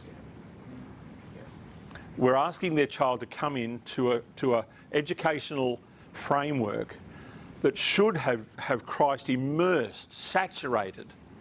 And we say to the parents, you don't need to know too much about Jesus. If nothing else, we have a responsibility to say, we think you need to hear this so that you can at least answer basic questions if your children come home asking them. And if that terrifies them, then maybe that's a filter. And it depends on how much you want to pull the levers in this. And I acknowledge that schools could have a legitimate, and when I said before about a school having 3 or 4% Christian families, I said it's going to take a lot more to hold your culture. Schools do that and they hold it, but they've got to be very, very purposeful. Very purposeful. Drawbacks, if not a lost opportunity, this has the potential to be life-changing for families. This is the one that has eternal consequences. Because it's that old thing, not an old thing, it's the idea of when have we lived in the world, what other era in the world do we say, non-Christians, please pay us money so that we can pray over your children and pray for you, live in relationship with you, and try to get you to become Christians, and you're going to pay us to do it. Like, it's an extraordinary situation we're in.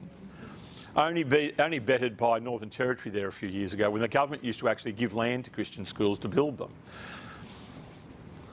We have an extraordinary opportunity. The rest of the world looks at our Christian schooling models, and they can't believe we haven't got 10 Christian universities happening, because they think we have such an abundance given to us in our Christian schools, particularly government funding. I can't believe we're not doing more. I think it's about who we're enrolling, to be honest, and I think it's about what we're doing with our families when they enrol. I think we're very, very comfortable to let them sit as consumers. Christian School New Family Buddy Program. This is the one for me. If you go back to your school and do one thing, please do this. It's cheap, it's easy, but it has such far-reaching effects. And for some reason, schools find it so hard to do. And I think it's because it's so effective. Linking new families at the school with current committed families to help enter into the school and become part of the community. This helps from the outset to build ownership, commitment, and desire to learn more about Christian education. So what does it practically look like? Principal does an interview, says they're coming into the school. The principal says, I'm going to give you a card with James and Claire Thompson's name on it. They have a little girl in kindergarten and a little boy in Year 5. This card is for you to use. James and Claire won't contact you unless you're happy to give me your permission. But please feel free to ring James and Claire if you have any questions over Christmas. They have one child in the same year as you, perhaps not all, but they'd love to help you if you have any of those parent questions and you can't contact the school. And that's the end of the story. 50% of them will say, oh look, yeah, happy for them to contact. So then James and Claire will ring and say, hi, wondering if you'd like to get together for coffee, picnic, whatever. Then when there's a new parent dinner, who's going to come along with that new family to the new parent dinner? Their buddy program, their buddy parents. Now you link Christian families with the non-Christian families coming into your school as buddies. We've had churches going, right, we've told all our families they need to become buddies. Can they get 2 each? But some schools just can't go there. As I said, it costs plastic cards. That's it. And a commitment from those making the interview, and some matching up, pairing up of people. But it's a wonderful program, and it has deep-reaching effects. Now, for those families that just get the card and don't do anything with it, what have we achieved? We've made the statement. We're saying there are parents in this community who would love to be your friend. We know. We know. You will get some families who will go, how many are we allowed to have? Because they'll just be into it so much. We say, well, you're up to 3. Oh, no, we can do a couple more. Because they just love doing it. Because you actually have parents in the school who already do this. They're the parents who stand at the back of the hall, they look for the new families, they go, hi, are you okay? Do you want a tissue? Want to come out for coffee? Is this your first child? We know our families do it. So all I'm doing is saying, just give that little bit of structure and encouragement to make it happen. We believe this giving responsibility to Christian families to welcome and mentor new families can create a strong foundation for non-Christian families entering the school. Register appropriate Christian families, talked about that. Give new families business cards. Buddy family can also make contact. Buddy family along the school invites families to appropriate events, talked about that. Families encourage new families to attend, welcome, benefits, strong welcome, drawbacks, an opportunity lost. And new families can slip through the cracks of becoming part of the community. And again, you're going to ask me, how much does it cost? I don't know, how much do plastic cards cost? Doesn't cost anything. And if you say, well, how many do we need? If you've got 6 to start with, you start with 6. You don't have to have enough for everyone, but you start and make that start. Any questions about that one? Okay. James. Maybe let's swap the mic too.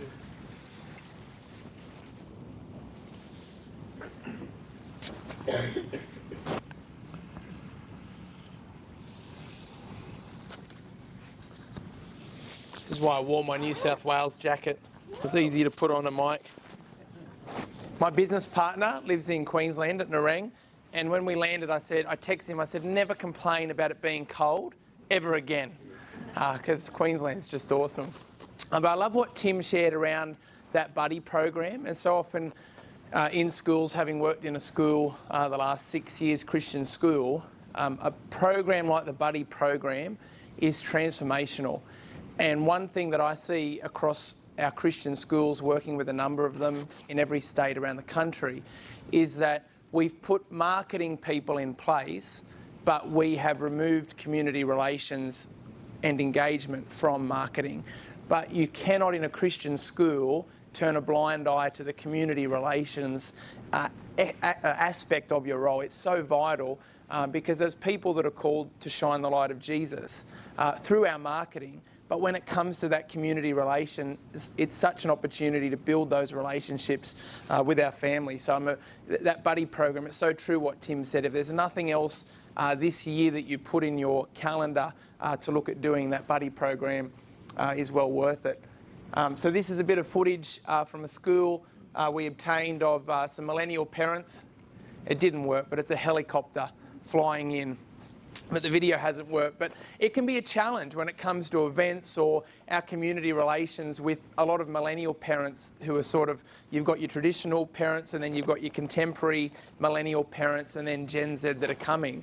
But it can be a challenge when it comes to events for all the reasons Tim mentioned. But today I just, when it comes to a major event, and so what do we do in relation to a major event?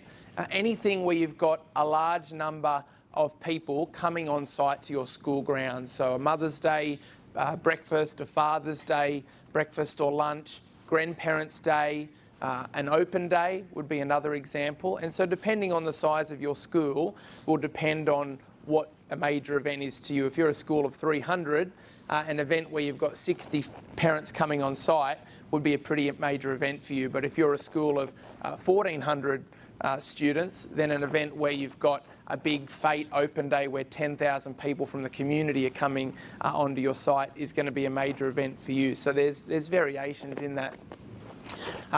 One of the things when it comes to any event is over planning to make sure that you've crossed every T and dotted every I before the day of the event comes. Don't be one of those marketing or community relations professionals running around like crazy on the day of the event. And I just wanted to assure you that even if you plan, things go wrong. And so a recent example for me, we had a Twilight Festival, 3,500 members of the community came on site for our 40th anniversary celebration, and the pony rides were earmarked for a grass area on the oval, and it rained during the day, and so the pony ride operators decided to set the pony rides up in the infants quadrangle, which sounds like a good idea, but ponies need to use the toilet. And when they're pooing and urinating all over the lovely soft mat that the kindergarten children are eating their lunch off on Monday morning when they come back to school. And so despite our best efforts in planning, sometimes things don't go according to plan. Tim talked earlier about a brief comment in and around ticketing and knowing how many people are coming to your event. HumanTix is a great resource for ticketing events. I encourage people, anytime you're running an event, to ticket the event. because it gives you an idea, not just from a catering point of view, but of the families that are engaging with your school and those that aren't. And you can compare that data over time as well to give you a picture of perhaps some of those families that aren't engaging. And you'll probably find that when there's an issue with children at school, those parents are the ones that aren't engaging. So being able to track those metrics is quite helpful. Run sheets, I hope that you all use run sheets when it comes to your events, but run sheets that are distributed not just to the administration team, but also to the teaching team. If the science teacher who's not really involved in Mother's Day sees what you're doing, and you have an opportunity on your run sheets to explain the why you're doing the event, it just helps community relations to communicate to staff what you're doing ahead of events as well. Promotion of events, obviously through social media, which Tim mentioned earlier, but you can use social media to promote the event that has happened. And so we worked with a school that was having a challenge getting parents to a Year 9-10 information night. They had a mass exodus of families at that Year 9-10 level because they weren't regarded as having high academics within their school community. And so we did a video of the event, picked the student that wanted to be an aeronautical engineer and was on track to do it, and then pushed that video out to the whole community and changed that narrative. And so we can use promotion of our events in the lead up and also post event to send a message not only to the external community, but also to our internal community. Just because a family likes your Facebook page doesn't mean that they're seeing all of the good news stories and faith stories that you're putting out there, because the algorithm won't show it to all of your families. But you can pay to make sure that your families are getting that message. Set up the day before where possible, not always possible in a school when we're sharing spaces, but the more preparation you can do at, say, the end of a school day, if you've got an event on the next morning, having it all set up and ready to go just helps eliminate some of that chaos which major events can create. Signage, core flutes. This was a bit of a light bulb moment to me, but I've since discovered that lots of schools do it. I thought it was my idea. No, I was just late to the party. But having A-frames with core flute signage. Core flutes are really cheap, what the politicians all use when they put their face up everywhere. But using that signage for people who are coming into your school, parents, grandparents in particular, with font sizes, it's really big for all the grandparents who wear glasses, arrows pointing them where to go. It's a really cheap and effective way to help when it comes to a major event. Having a wow factor for your community relations and your major events. So Mother's Day breakfast, you don't really need a wow factor. Mums come, they talk some more, and you're trying to get them out of the event. But it comes to a Father's Day breakfast, and we did one a few years ago. 400 dads came for Father's Day breakfast and had bacon and egg rolls, which was great. But they don't know what to do. So they're all standing around looking at each other and, don't want to engage. And then the 8 o'clock bell went, and it was like the Israelites crossing the Red Sea, of dads exiting the school hall. And so the next year, we brought in a bucking bull. And again, you have to be careful of entertainment. I'm kind of dancing in the grey area of what Tim's talked about. But as a way to engage dads, and dads being able to see their kids on the bucking bull and then, hey dad, you jump on the bucking bull. And we actually found that it gave dads an avenue to talk to one another. And so thinking how you can have that wow aspect, again, not for entertainment, but to engage your families in that journey and process. Dads often will engage less with the school, even now in our postmodern world where we champion, 50-50, and, dads still don't have as much to do with our school. So any opportunity we can have to have an impact and speak into the lives of men and dads is really important. Showcasing students and talent. Always use your major events as an opportunity to showcase what students are doing. Whether it be in a classroom or what they're learning. And then one that I'm really passionate about is the gospel factor. So often we do major events as Christian schools, and as ironic as this sounds, sometimes we forget to have that gospel component to it. And so if it's Grandparents' Day and you've got 400 to 800 grandparents or more coming onto your site, how are you taking the opportunity at Grandparents' Day to tell those grandparents about Jesus? It could be them going into a classroom and being involved in an activity where their children are doing a craft that has a scripture and a gospel story. It could be a devotional by one of the chaplains at the start of a Mother's Day or Father's Day breakfast. At a school fete, it could be inviting the local churches to have some stalls and talk about some of the great things they're doing that could benefit parents. And so always think, in this major event that I'm running, how can I bring the gospel aspect to it and engage families in that? Sponsorship. If you're not used to fundraising or community development, use your events as an opportunity to practice fundraising. It will be more guilt fundraising, and Tim has raised 6 and 7 figures when it comes to fundraising, and I've learned a lot from Tim. But if you're starting out, events are a great way, whether it be in-kind donations, you know, if you're doing bacon and egg rolls, to use that example. Is there a local bakery that can donate the bread rolls and you put their sign up? If you're doing a fete or a major event, can you have sponsors sponsor the event? A major sponsor for $7,500 like our 40th anniversary, and gold sponsors at $2,000 or $3,000 as a way for you as a marketing or community relations professional to dip your toe into that. If you're at a school that has its own fundraising development team, it's still really important from a marketing community relations point of view for you to think that through and not just say, oh, well, they've got it covered. Don't operate as silos, but have that partnership and integration. And then the golden rule when it comes to major events is it's not just getting clients or families. How can we retain them? And Digistorm, has everyone heard of Digistorm? I figured everyone would have. In their State of Admissions report this year, that interviews several hundred school marketing and enrolment registrar professionals, the number one issue for private independent Christian schools at the moment is retention of students. It may not be in the prep year, may not be in year 7, but it can be in those tricky year levels like year 8 or 9 when teenagers flick a switch and they go from being teenagers to like horror teenagers. But retention of students and families, and it's actually why all of the strategies Tim has shared this morning builds a narrative and a picture of how to better retain families. But make sure you use your community events as a retention aspect.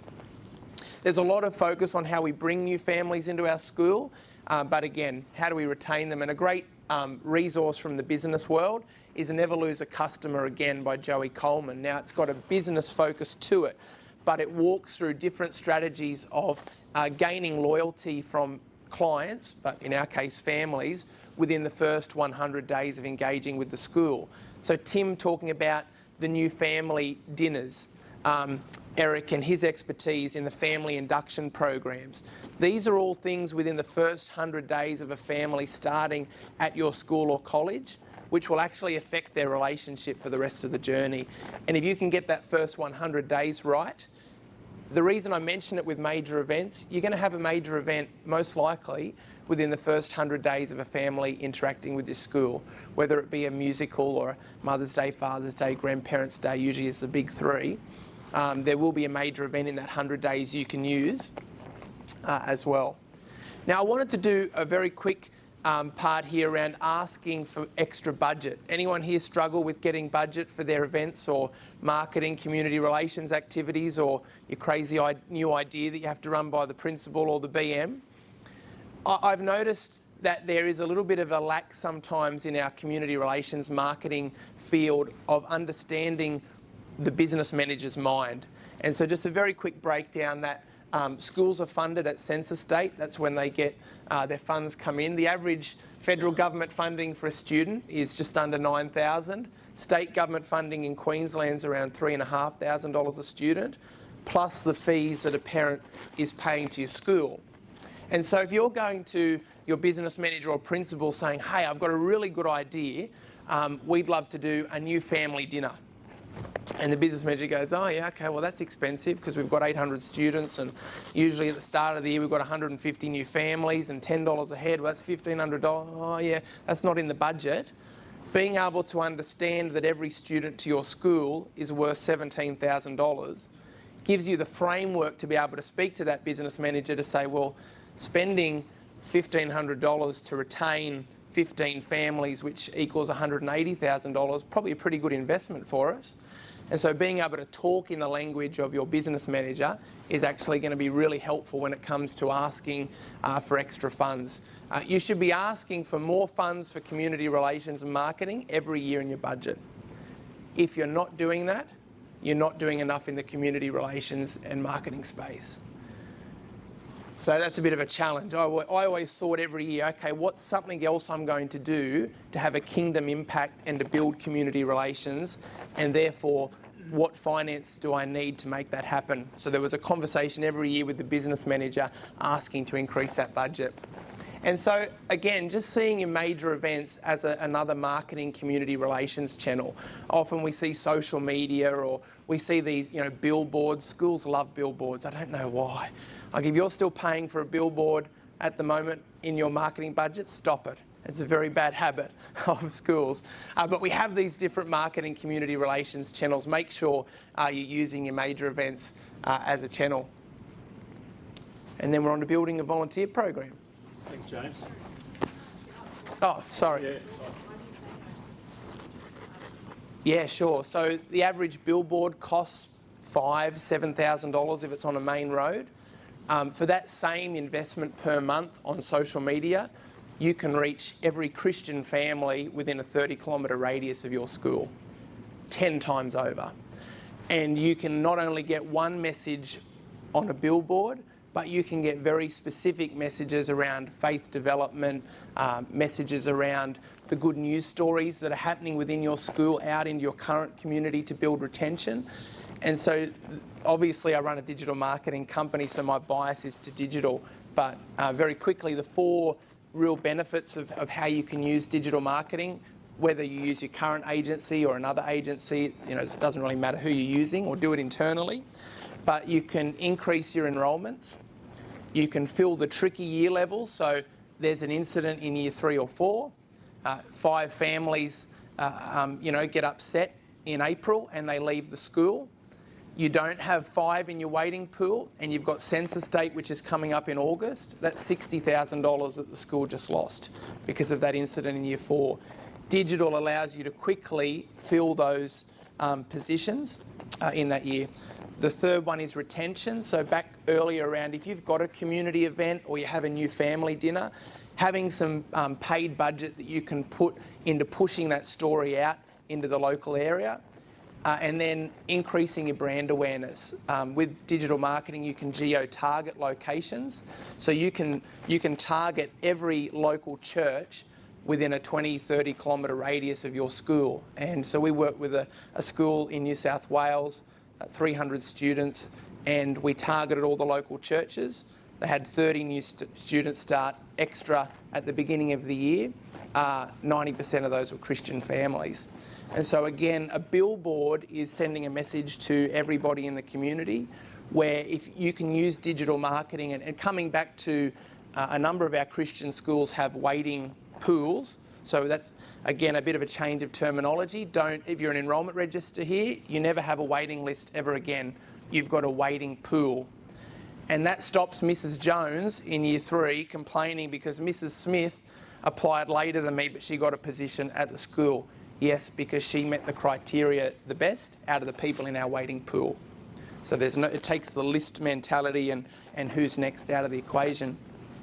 But yeah, even though we've got a large number of families wanting to come into our Christian schools, making sure that we're targeting our marketing to who our ideal families are. And as Christian schools, our focus is discipling Christian students, and therefore our messaging, you want to make sure, particularly with social media, that you're really emphasising the Christian aspect of that. And that's going to prevent a lot of families coming to your school who are going to cause you issues 2 years later, who are going to enrol because they want the best education for their children, but are then going to have an issue because there's too much prayer at this school.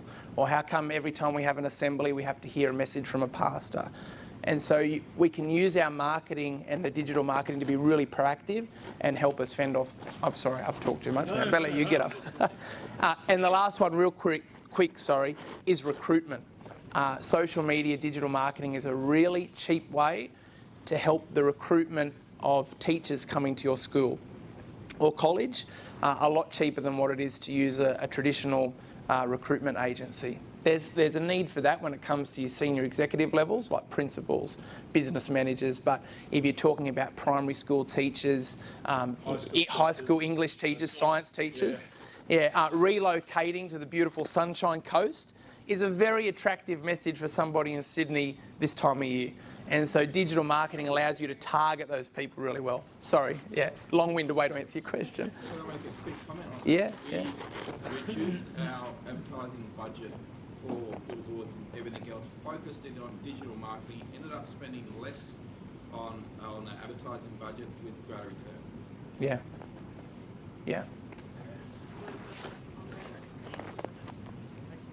So did you have an advert running all the time? Yeah, we have things running. To that point, it's a very good point. Sometimes schools, we actually don't work with schools who do 6-week campaigns, 8-week campaigns. We do a minimum 3-month period. But one of the reasons for that is you could have a Christian family relocate from Sydney to, we'll use the Sunshine Coast example. They're Googling schools in the Sunshine Coast.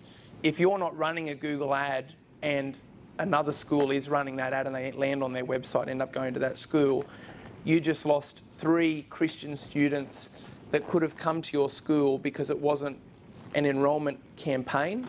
And so making sure that we have a lens of doing that enrolment marketing piece over the whole year. And often that's a shift in mindset, maybe sometimes for senior leaders too, but just explaining it through that lens of, again, the ideal families we're trying to attract. Jonas?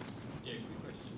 You mentioned about we're able to target like Christian families and stuff. I know Meta's changed it recently, like maybe the last 18 months or so, 24 months, that you can't target based on religion. Was that, Yeah, correct. So Meta don't let you target based on religion. Yeah. However, we can do things like geo-target local church areas, very stringent areas. So families that are going into that geographic location, we can then target those families with our advertisement. So that's the strategy we used with the school in New South Wales. We've moved away from that interest targeting. It used to be target if people were interested in Christian, City Point with a large fault, like being a large church. Those, you can't do that anymore, but through geographic targeting and a few other strategies, you can target those Christian demographics without Meta raising the red flag. Yeah. I better swap over. Oh, yeah. Sorry, any more questions for James before I grab the mic?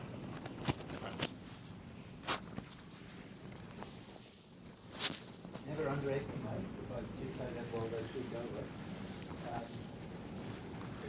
marketing specialists will often talk about eyeballs, how many eyeballs did this get. Yeah? Ultimately, school reputation and word of mouth is the most powerful effort. Absolutely.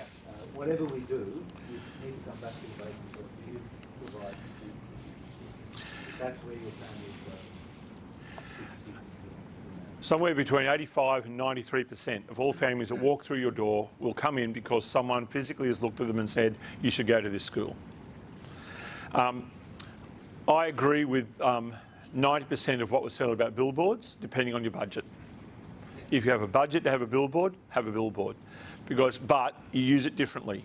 You don't necessarily have an ad for your school. You put something up there that people go, that's really cool. So there is a place. It's not the same as the old place it had.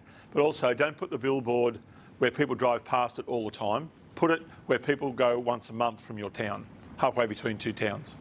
And they see it and they notice it. So, but I do agree, if you've got a tight budget, you've got a budget, use it well. But always remember, it will be who comes into the room, who causes them to step over that line. It will be the family saying, you've just got to enrol your kids at Toowoomba Christian. You just got to do it. It's the best thing we ever did. So you've got your awareness advertising, you've got your informational advertising and your action advertising, and you've got to have a spread across all of them. Okay, volunteers. Truth or fiction? The future of your school is dependent on the creation and growth of a dynamic volunteer program. Is that truth or is it fiction? True. It depends on what kind of Christian school you want.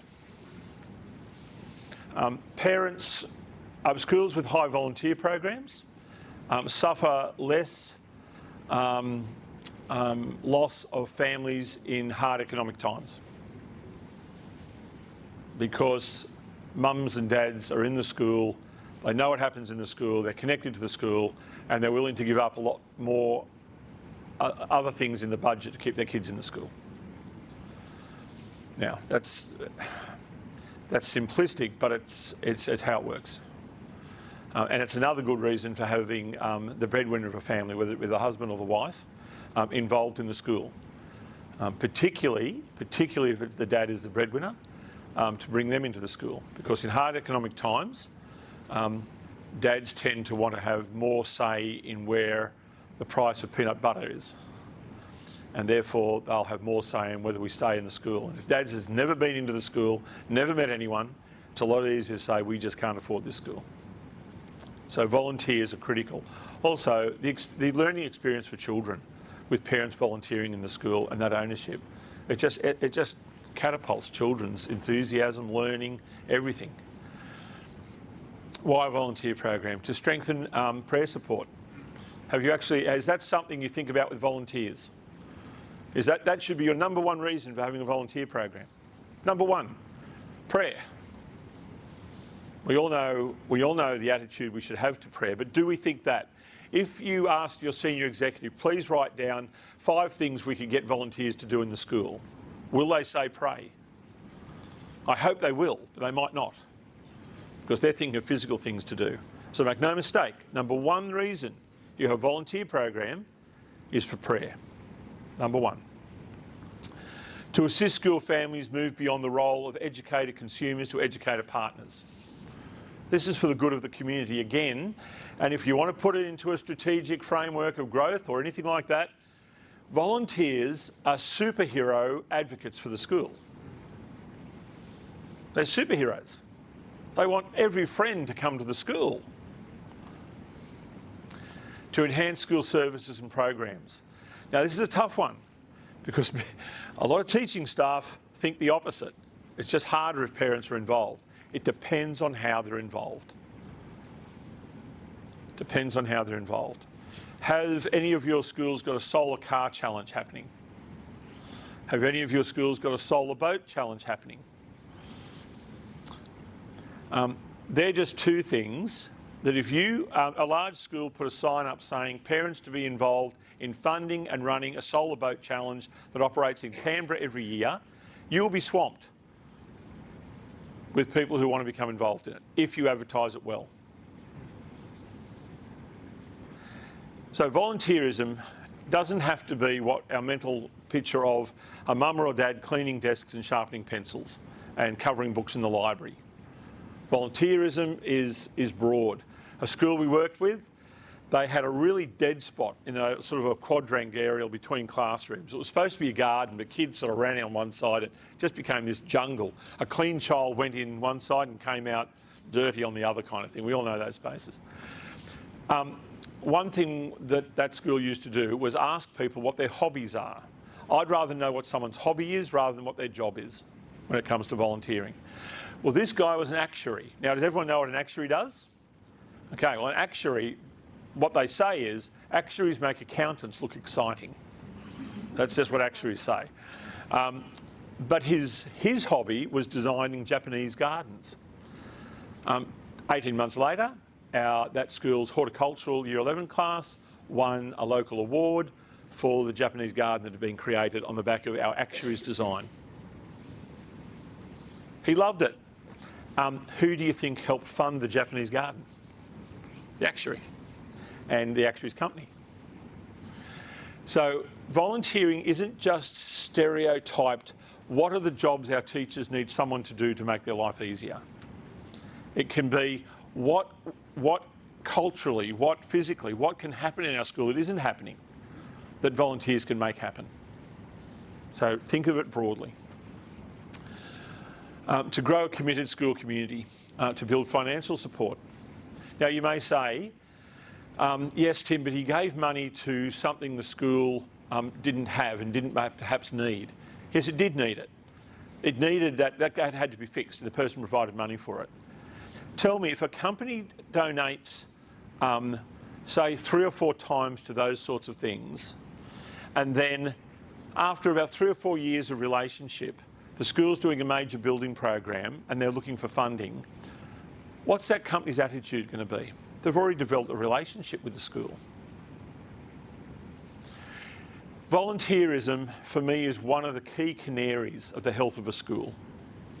The old idea of a canary in the mine. If a school says, we basically have come out of COVID with no volunteers and it's kind of working well, it's pretty hard for me to see that as a really vibrant Christian school community.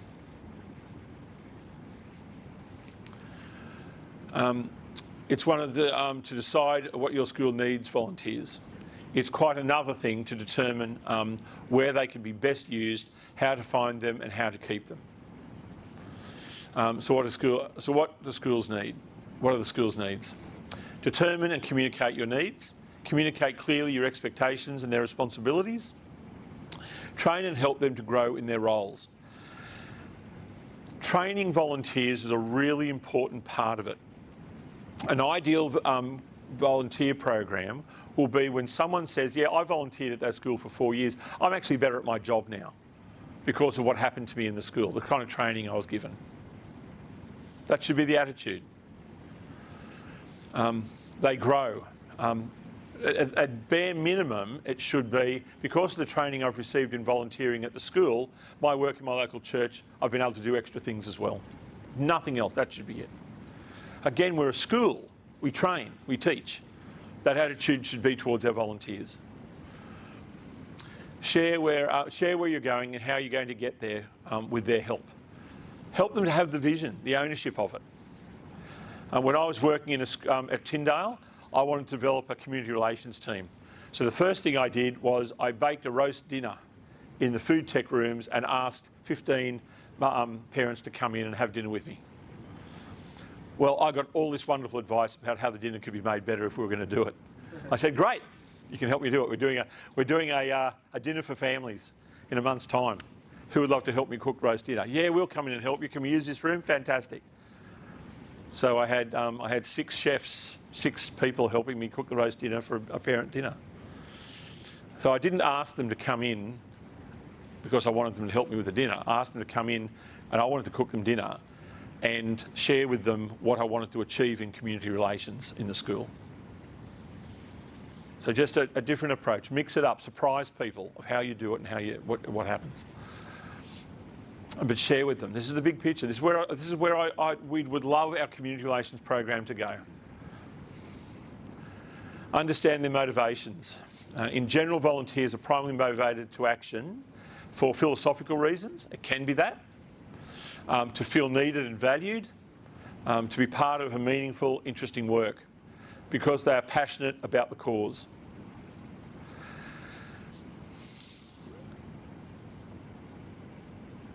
To feel needed and valued will be a really strong one, and it alone can create problems. And so you want to broaden your parents' attitudes to volunteerism if it's just in that space of feeling needed and valued. Because in a way, we all can fall into a space where we volunteer to, and it's almost a form of consumerism. We give our volunteering and we feel good because of it. So we need to broaden that and have a strong picture of volunteerism. How to motivate? Yes, we do motivate them and they also motivate themselves. Volunteers will bring their own unique motivations to the work. We need to learn to identify what these are and then help each person achieve an appropriate sense of personal satisfaction.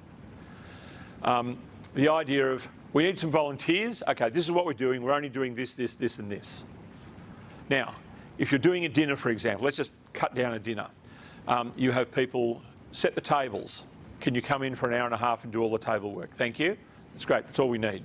Can you help serve? That's great. Can you do this? Can you do coffee? Can you come and clean up? X, Y, and Z. And you'll have people, so you only need me between 7:30 and 8:30. Kids have all gone to bed. And just to clean up? Yep, that's great. You don't have to have the same people there for 6 hours. Break the team up. Look at what people's needs are and how it works for them with their children and their life and their work and everything else. So again, think outside that box of what you normally think. Well, we get this close-knit team of 6 people and we do the whole evening. And then next time you do that evening, you have 4 people, and you have 3 people, and you have 2 people. Then you think, well, we're going to get outside caterers. You know what, volunteers don't work for this. And I go, no. You've approached it completely wrong. Why did those people not come? And it would have been, you know what, 6 hours is just too much. So break it down, look what you're doing and how you can accommodate them. Achievers, committed to accomplish goals, welcome a challenge and result orientated. Affiliates, value relationship, enjoy working with others, seek opportunities to be helpful and supportive. Leaders, seek to lead and influence people and events, inspire others, opinion shapers and tone setters. Look at what the team looks like. You know, if you've got leaders, you don't necessarily put them in the space over there. Give them leadership. And if you've got people who want to achieve and affiliates, then you do all of that. But know them, get to know them, so that you can help place them. When parents, teachers and students view one another as partners in education, a caring community forms around students and begins an amazing work. Do not underestimate what happens because of a community around students. Do not underestimate that. Without getting into too much political stance, they've looked at, big survey in the States has looked at why different sections of a communities achieve. And racial groups, they're looking at Hispanic, they're looking at the white community in America, they're looking at the black community, they're looking at the Asian community, and why they're all achieving. One of the key aspects of achieving academically is a community surrounding a stable family. Not just a stable family, but a community around a stable family for those children. And so community in schools is a key part of a strong academic program. That's the reality. And also, it's how we come into relationship. It's how people are witnessed to. It's how they grow. It's how they become Christians and how we grow in our leadership. Many schools find success in school community bonds that can be developed by creating a culture of involvement that engages new students and parents as soon as they start in the school. Design volunteer positions for varying levels. Identify skills, experience and interest. Consider your volunteers' ability. Speak with potential volunteers face to face. Be honest about the workload and commitment. Communicate the passion you have for the school. Communicate that they are making a real difference. Give opportunities for volunteers to meet one another and work collaboratively. Keep your volunteers. Give appropriate and helpful training. Develop a culture of working in a common goal. Treat volunteers as equals. Don't treat them like they're second-class citizens and they don't need to know anything. Please, you're here just to fold tables. Come on, just do the tables. Treat them as equals. Show that you respect their time and effort by being prepared for them when they arrive. That's really important. Just because they're volunteers doesn't mean they're not busy people. And clarify expectations. Provide opportunities for leadership. Provide training. Recognise honesty, consistency, the person, not just the work, effort, not just the completed task. As I said, I'll give you all these slides. You'll get them through Eric. Volunteer burnout. If you are losing or can't keep volunteers after they contribute time and effort, or if volunteers seem to be moving through the revolving door, you may be creating a burnout situation. And that's not good either, because if volunteers are superhero of recruitment, burnt out volunteers are kind of the opposite.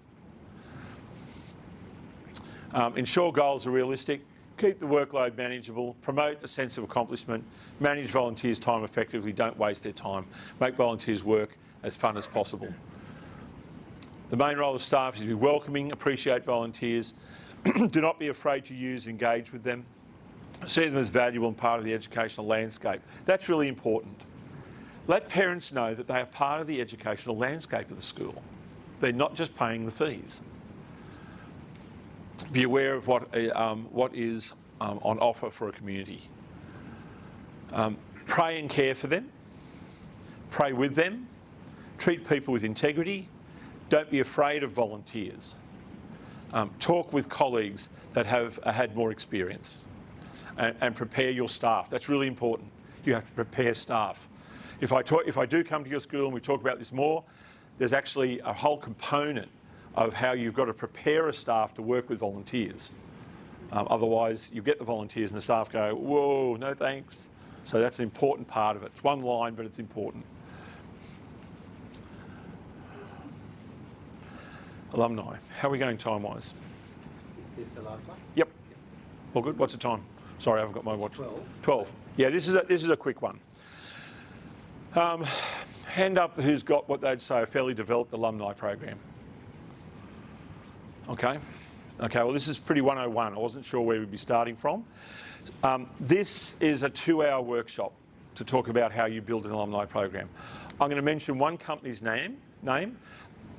Any company that Endeavour works with, I don't get any kickbacks from in any way, shape or form. It's purely because I think they have a good product. And that's Toucan Tech. They are well worth looking at, Toucan Tech. They have an excellent online system for engaging with alumni. Nurturing a strong alumni network can benefit the school in various ways, from fostering a sense of community to attracting potential donations. Here are some ideas of developing an alumni program. Networking events. Organise networking events that bring together current students and alumni from various fields. It doesn't just have to be a year group. If you know what your alumni are, you can invite alumni who have similar professional interests. So it's not just year groups you play with in this space. These events can create various connections and students looking for mentors and internships. So think about industry, not just year groups. Membership programs, establish a mentorship program, establish mentorship programs where alumni can volunteer to guide and support current students with career advice and academic choices. Newsletter, launch a regular newsletter alumni. I actually like an alumni grandparent newsletter. That's again another workshop. But that is the one to do in hard copy, and that is the one that people can have and celebrate over. I love digital, but your alumni grandparent newsletter is the one you produce in hard copy. High quality, that says, keep me. I want them all. Alumni recognition, recognise and celebrate the accomplishments of alumni through awards or feature of the school's website and social media. Talk about the alumni. How many of you would have alumni focus section in your current website? You do? Good. That's great. And that's well worth doing. Well worth doing. That should be, every school should have that. The use of alumni and social media projection. Toucan Tech. If you're interested in getting into alumni in a very serious way, Toucan Tech is a good place to start. But if you're going to get into an alumni program, you have to resource it. It's not just something you do once a month for a few hours, but it's well worthwhile. You can actually use volunteers in some spaces of alumni. Long-term viability and staffing. If you start it and do not continue to move it forward, you inoculate people to wanting to be involved. So you've got to resource it. And thank you very much. Any questions on that last bit? I was going to ask how you spell Toucan Tech, but now I know. I'm just going to pass these around. Yes, please do. We'll have lunch now for about 3/4 an hour. There should be enough to pass down there. One more session with Natalie from Northside Christian College. But I think Thank you. There's probably a few more there. alumni program Thank you. is pretty much visible. So if you go to the toilets, you just look on the wall, you see how they have brought their alumni into the school. Good thing they're not in the toilets, but outside of it. And then I think I was here a while ago with one of the former principals, Pastor Ron Woolley, and he showed me they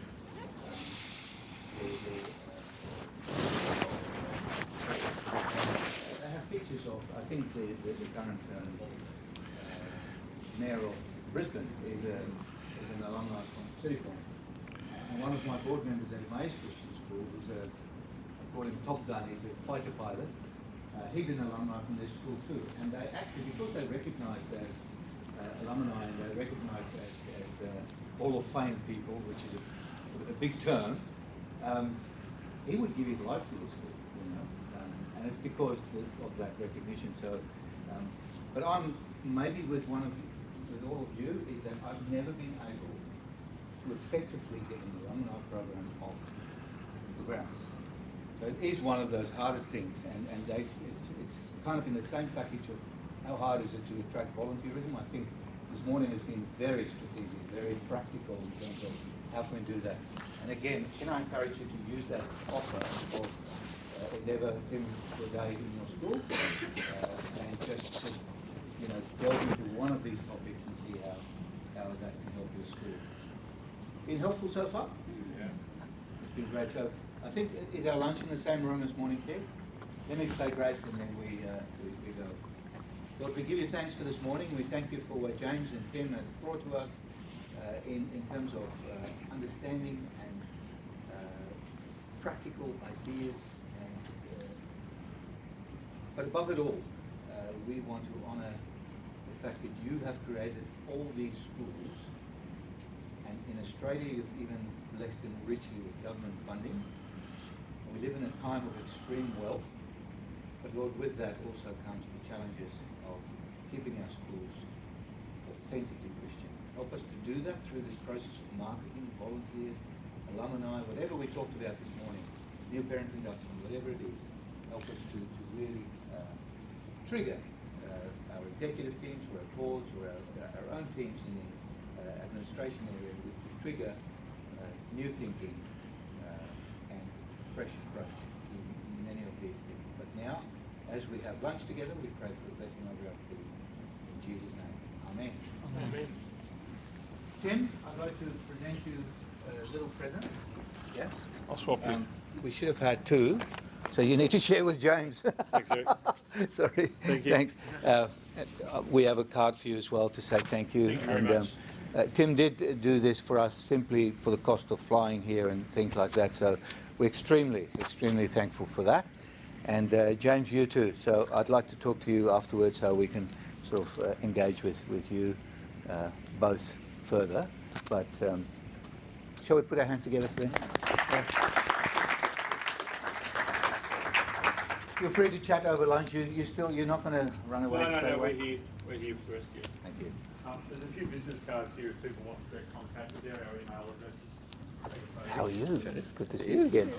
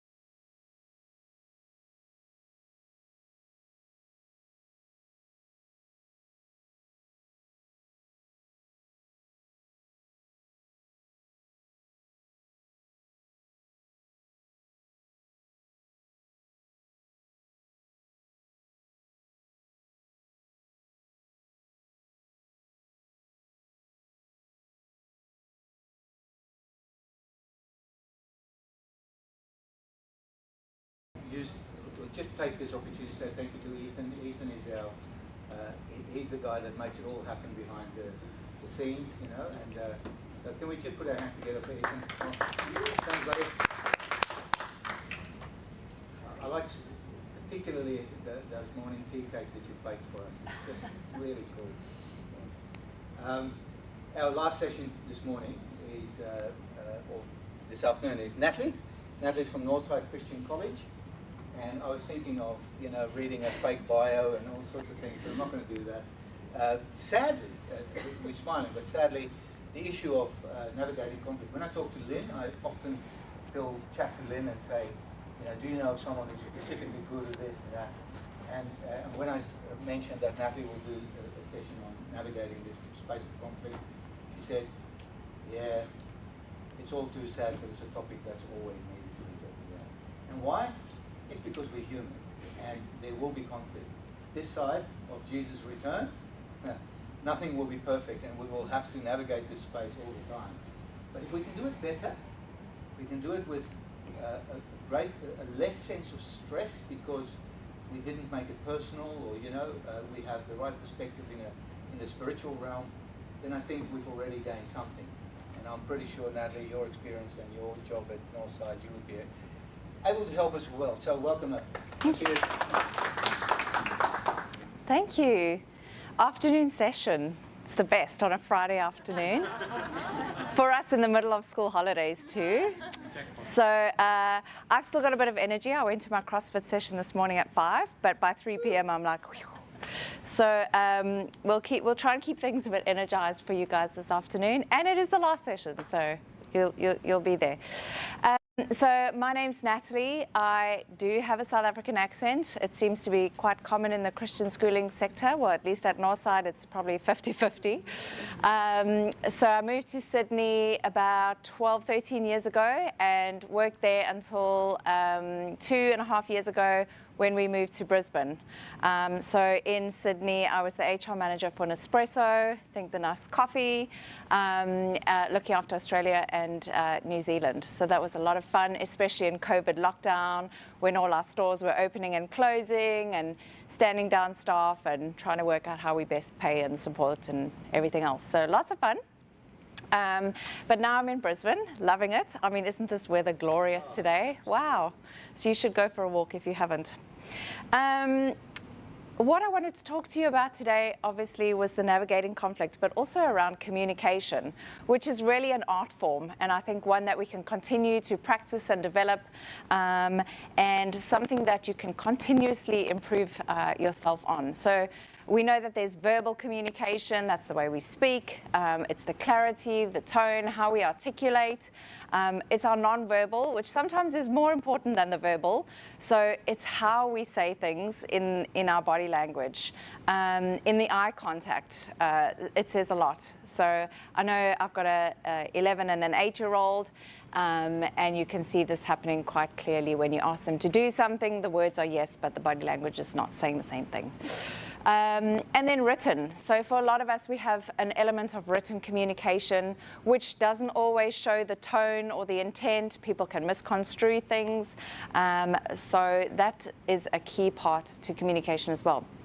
If there's one thing I can leave you with, like a little tagline in terms of communication, it's that little bottom one of speak, listen, and check. So obviously there's an element of conversing, so to speak and get your point across, but to actively listen. This is where I find a lot of people struggle when we're passionate and our emotions are all flared up.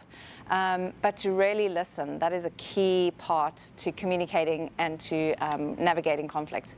And then finally to check, have I understood what you're saying? So we're on the same page. So we'll talk a little bit about some of these things as we go on today. In order to succeed in communication, so here's my little art picture, because it really is a bit of an art, is for you guys to align with your team member or your managers. So something that's super important is if you can connect with what does my manager or what does my team need from me in my supportive role, that will allow for a high supportive, productive work environment. So what that means is, for example, I have a principal who used to be involved in every single interview and recruitment, and then I joined. It was a new function, people and culture, or HR, and we found both of us were doing it. And I said, we don't have time for both of us to sit in. I need to understand what is his thinking, what is his vision in terms of the people he wants to attract to Northside, and how then can I step in his place and be able to hire the right candidate that he would have chosen had I not been there. So how do we align our thinking? How do I know what his vision is? It's by spending time relating, asking questions to understand his vision, because then I can best support. So that's something key for you guys in your roles. I would encourage you guys for two-way feedback. So what that means is not just conversing two ways, but it's around how can I receive feedback, but how can I go ahead and ask for feedback as well? Because that's how we grow as individuals. And I think some of us shy away from receiving that feedback, but it really does allow us to flourish and grow. So how do we always get feedback in terms of our roles and what we're doing incidentally, if not formally, but how do we go out and seek those opportunities so that we can improve our communication? Active listening, like I've said, that is a key role. For those of you in admin or enrollments, you're doing a lot of that anyway, a lot of talking to, but that listening is key so we can ensure that we've got the right match. Get comfortable with conflict. So conflict happens all the time. My husband totally disagrees with that, but conflict happens in everyday life. We seem to be okay to have it at home with the kids, with a partner. We're okay to give an online review, especially when it's anonymous, but we tend to struggle in a work environment. And I think sometimes as Christians, we find that we turn the other cheek, or we don't want to offend, so we just don't go there. So this is what we hopefully will unpack a little bit of today. Master the art of no. So anyone in admin has a role list, a task list to the nth degree. There's always things to do. There's always new emails, the to-do list, whether you use paper or online or phone or all of them. It's important to be able to, for you guys to be able to say no and to do it well. So it's again, what does my manager, my people leader, my upline, whatever you call, my principal need? What is going to get the best outcome using my time for the college? And therefore, what do I need to say no to? So you're all in a support role of some sorts, and you're constantly trying to say yes to people and make their lives easier. But there is an element where at some point you might have to say no, and that is okay. So having that permission and speaking to your manager if you're unsure of what that is. But you guys can't obviously work 12-hour days to get everything done for everybody else. So sometimes we do have to say no. If we do it with a little bit of grace and empathy, it allows us to set our boundaries and to create that mutual trust and respect between people. And that's where we have to speak up as well. So you guys know your limits, and you need to be able to say, it's okay that I speak up. It also means speaking up by providing other people with feedback, even if it means the person who's above you. So for example, if your manager doesn't use effective communication and gives you a task that's now created you extra work and a lot of extra hours, how do you go and have the conversation with them and say, hey, look, next time can I ask you to just let me know in advance, then I can get this done really quickly for you, instead of having to redo work. So it's really good to speak up in certain situations than sit there cringing and grunting and, you know, potentially telling a fellow colleague of your frustrations. So it's so lovely to be able to use scripture verses, because we've got, we're all amongst Christians here, so that's great. In terms of conflict and moving into that conflict management and how to do that successfully, the motivation should always be love. So here's some scriptures to support you, but it's around standing firm, be strong, be courageous. It does take courage. Let things be helpful. So it's not around, I had a pastor who was telling us, I look after the church as well at Northside, and someone was saying that they redid the carpets and somebody had some feedback that they had around the color of the carpet selected, and this went on for a couple of months, but there was no good or change that could have come from it. So just being mindful of what we put forward is important. There's also a process to follow, so test everything. Sometimes people give us their thoughts or their feedback, and we need to test it and weigh it up. That's a biblical process to tell us to consider it, to think about it.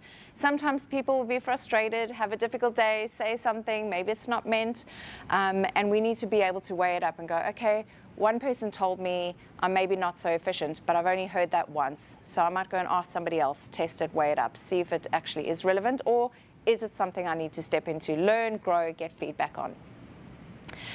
Maintaining confidentiality is a priority. So conversations that you guys do have in confidence, a lot of you will have a lot of information that is private. So maintaining that confidentiality is key, and that keeps that trust going.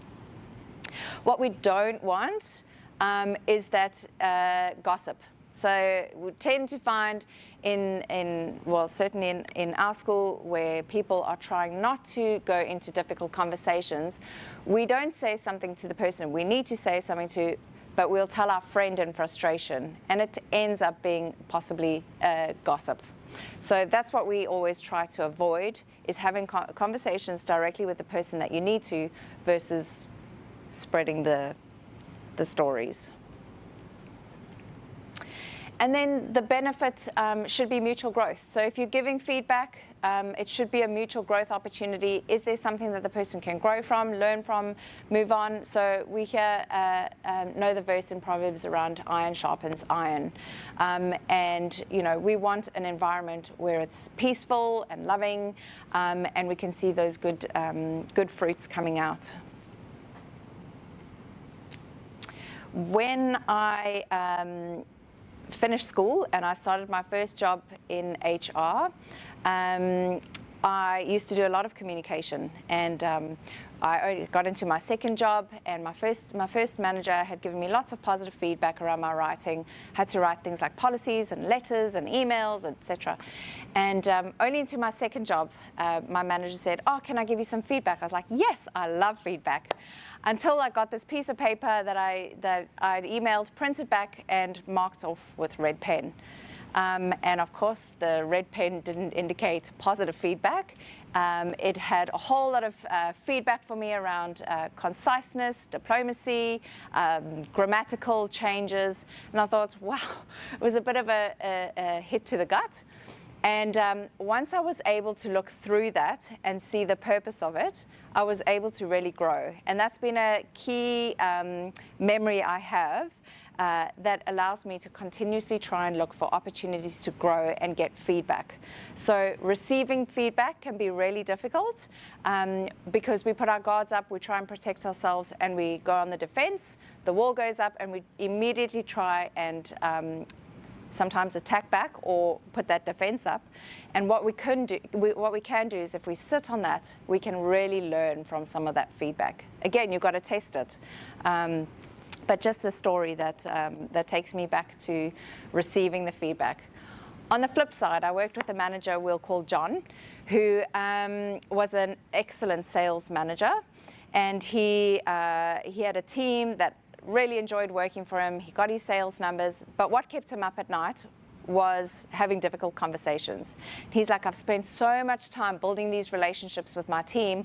I'm not going to give them negative feedback because I know it'll really hurt them. So I'm just going to avoid it. So what happened was one of his high-performing team members was in a meeting. They were about to present to a client. He had seen the work that she had done up until that point and thought, oh, don't think it's going to land. But she always brings it back together last minute, and it will be fine. So they sat in there.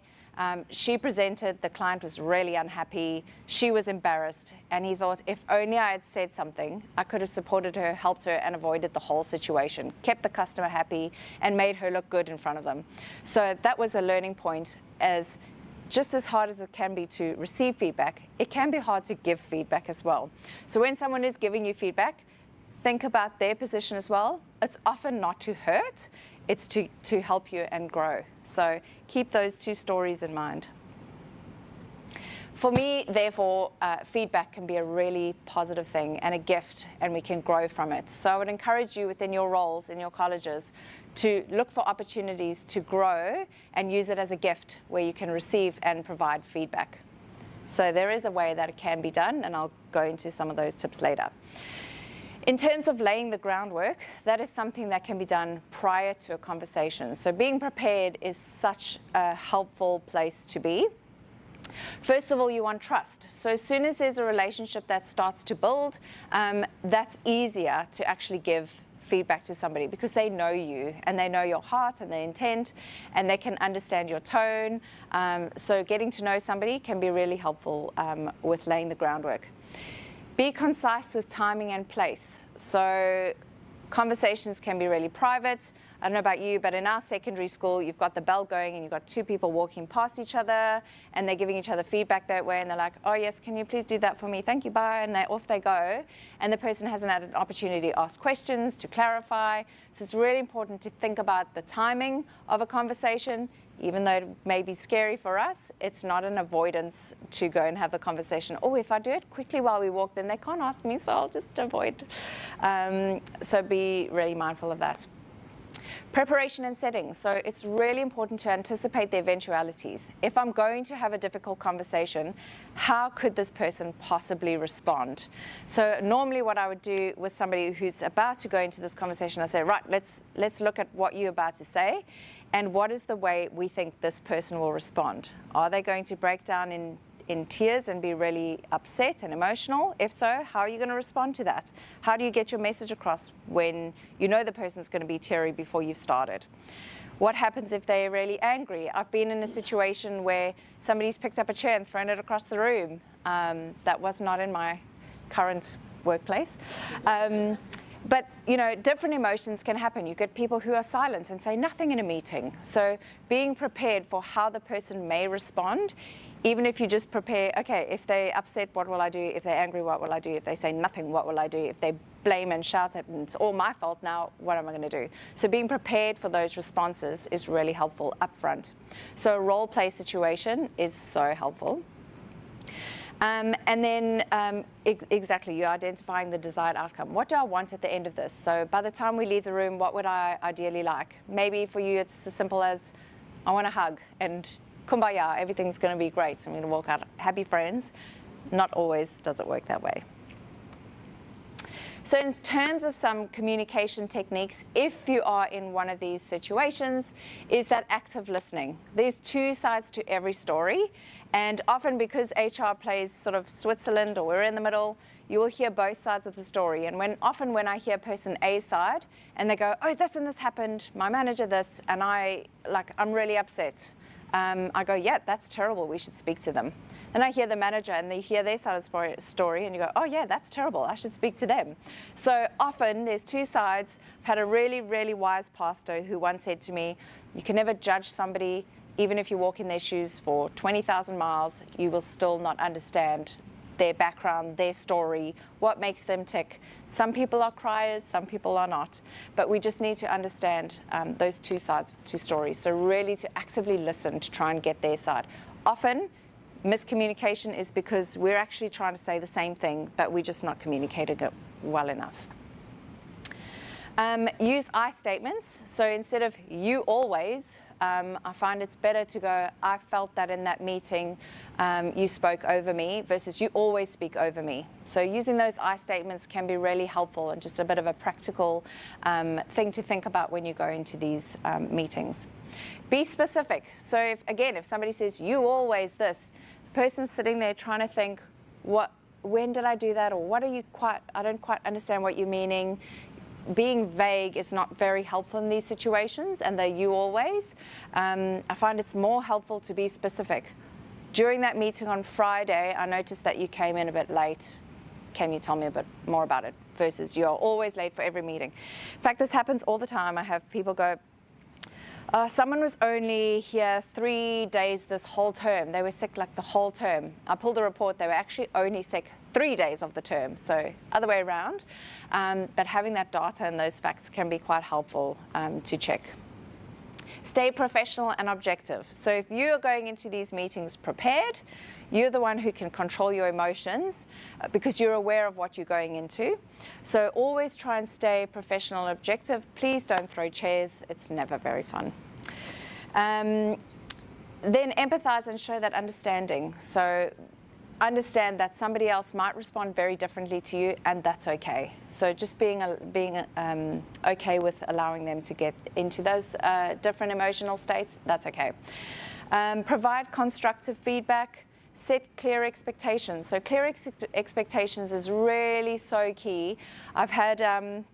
We had a groundsman who was fairly new, and the manager said, Natalie, you've got to go and give that person a warning because they're just not wearing their safety gear. The yellow jacket, the high vis, they're not wearing it. I think we now need to give them a warning. I said, well, have you communicated that? And they said, oh, well, it's part of the safety role. They should know this. I said, but unless you communicate that, that's not a clear expectation.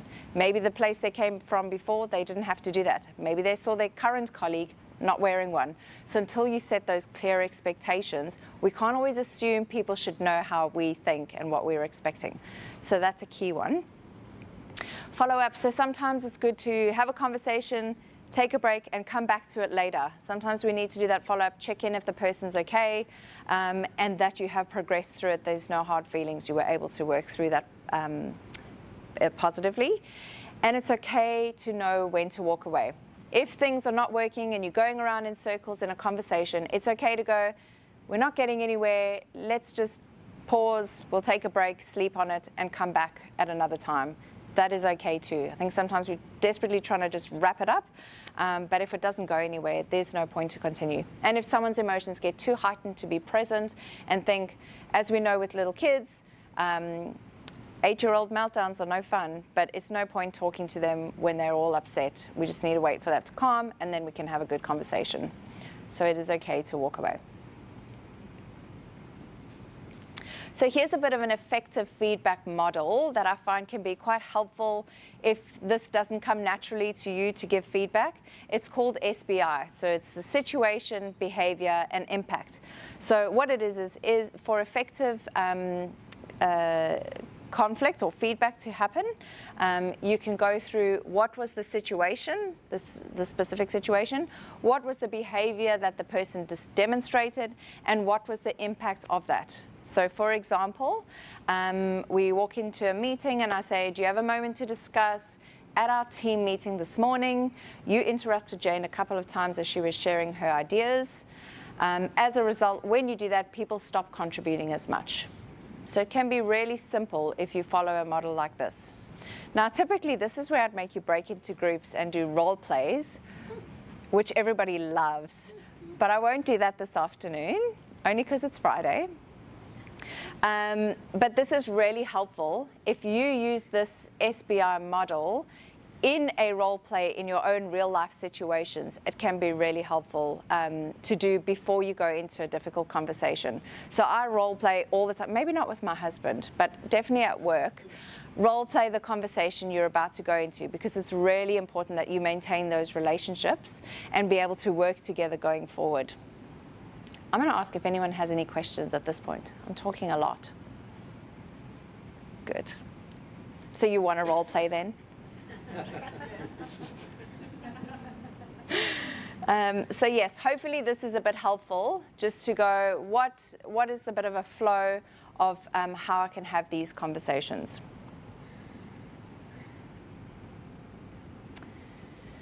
This is something that I find we do at our college a little bit, is we sweep things under the rug because it's too hard to deal with. So I think that's why my role is existing now, because when things are difficult, we don't have conversations. We sweep it under the rug and we move on. But guess what? That rug is now too big and it's like tapering off at the ends. I think we need to replace it, which means sometimes pulling some of those dirty things out of the closet and dealing with them. But it's so much better to be proactive and have these conversations when you need them than to sweep them under the rug. Hopefully the person will forget it. I'm sure you all forget everything that's negative that's ever happened to you as well. And you can deal with it because that maintains the relationships, and that's what maintains the trust, is being able to do that. That is it from me. I sped through that one. But thank you very much for having me. I hope that some of these things can really help you in terms of communication within your role and conflict management, being able to provide feedback, but equally to be able to receive feedback. Any other any questions? I think No. I've got a question around when you have two people who are just totally zeroed in on the other person's faults, like it's like looking at the speck in their neighbour's eye 100%. and they can't see the log in their own eye. Yes. I wonder if you just speak in general terms on strategies of two men who both just and they don't see the other, and they both want an apology from the other one, and I'm like sitting there going, well, I think you should be apologising for what you do, but they won't apologise until the other, and so there's this stubbornness to apologise, and I want to bring in the Christian, we've got to forgive because we're forgiven, but it kind of just is flat when those emotions are like that. Definitely. So that verse is so key, right? Because I think we are so quick to judge other people's faults that we forget to go, hang on, do I do this well, and therefore can I contribute to what's going on here? So that is an important verse that you could definitely use. In that situation, sometimes what we advise people in terms of the process to follow, and a bit of a biblical process, is have the conversation directly with the person. If that doesn't work, go to somebody else, which I would say would be your people leader or people and culture, HR if you have one. If that doesn't work, then probably to your principal, who can then support with this, and then that's that final call, right?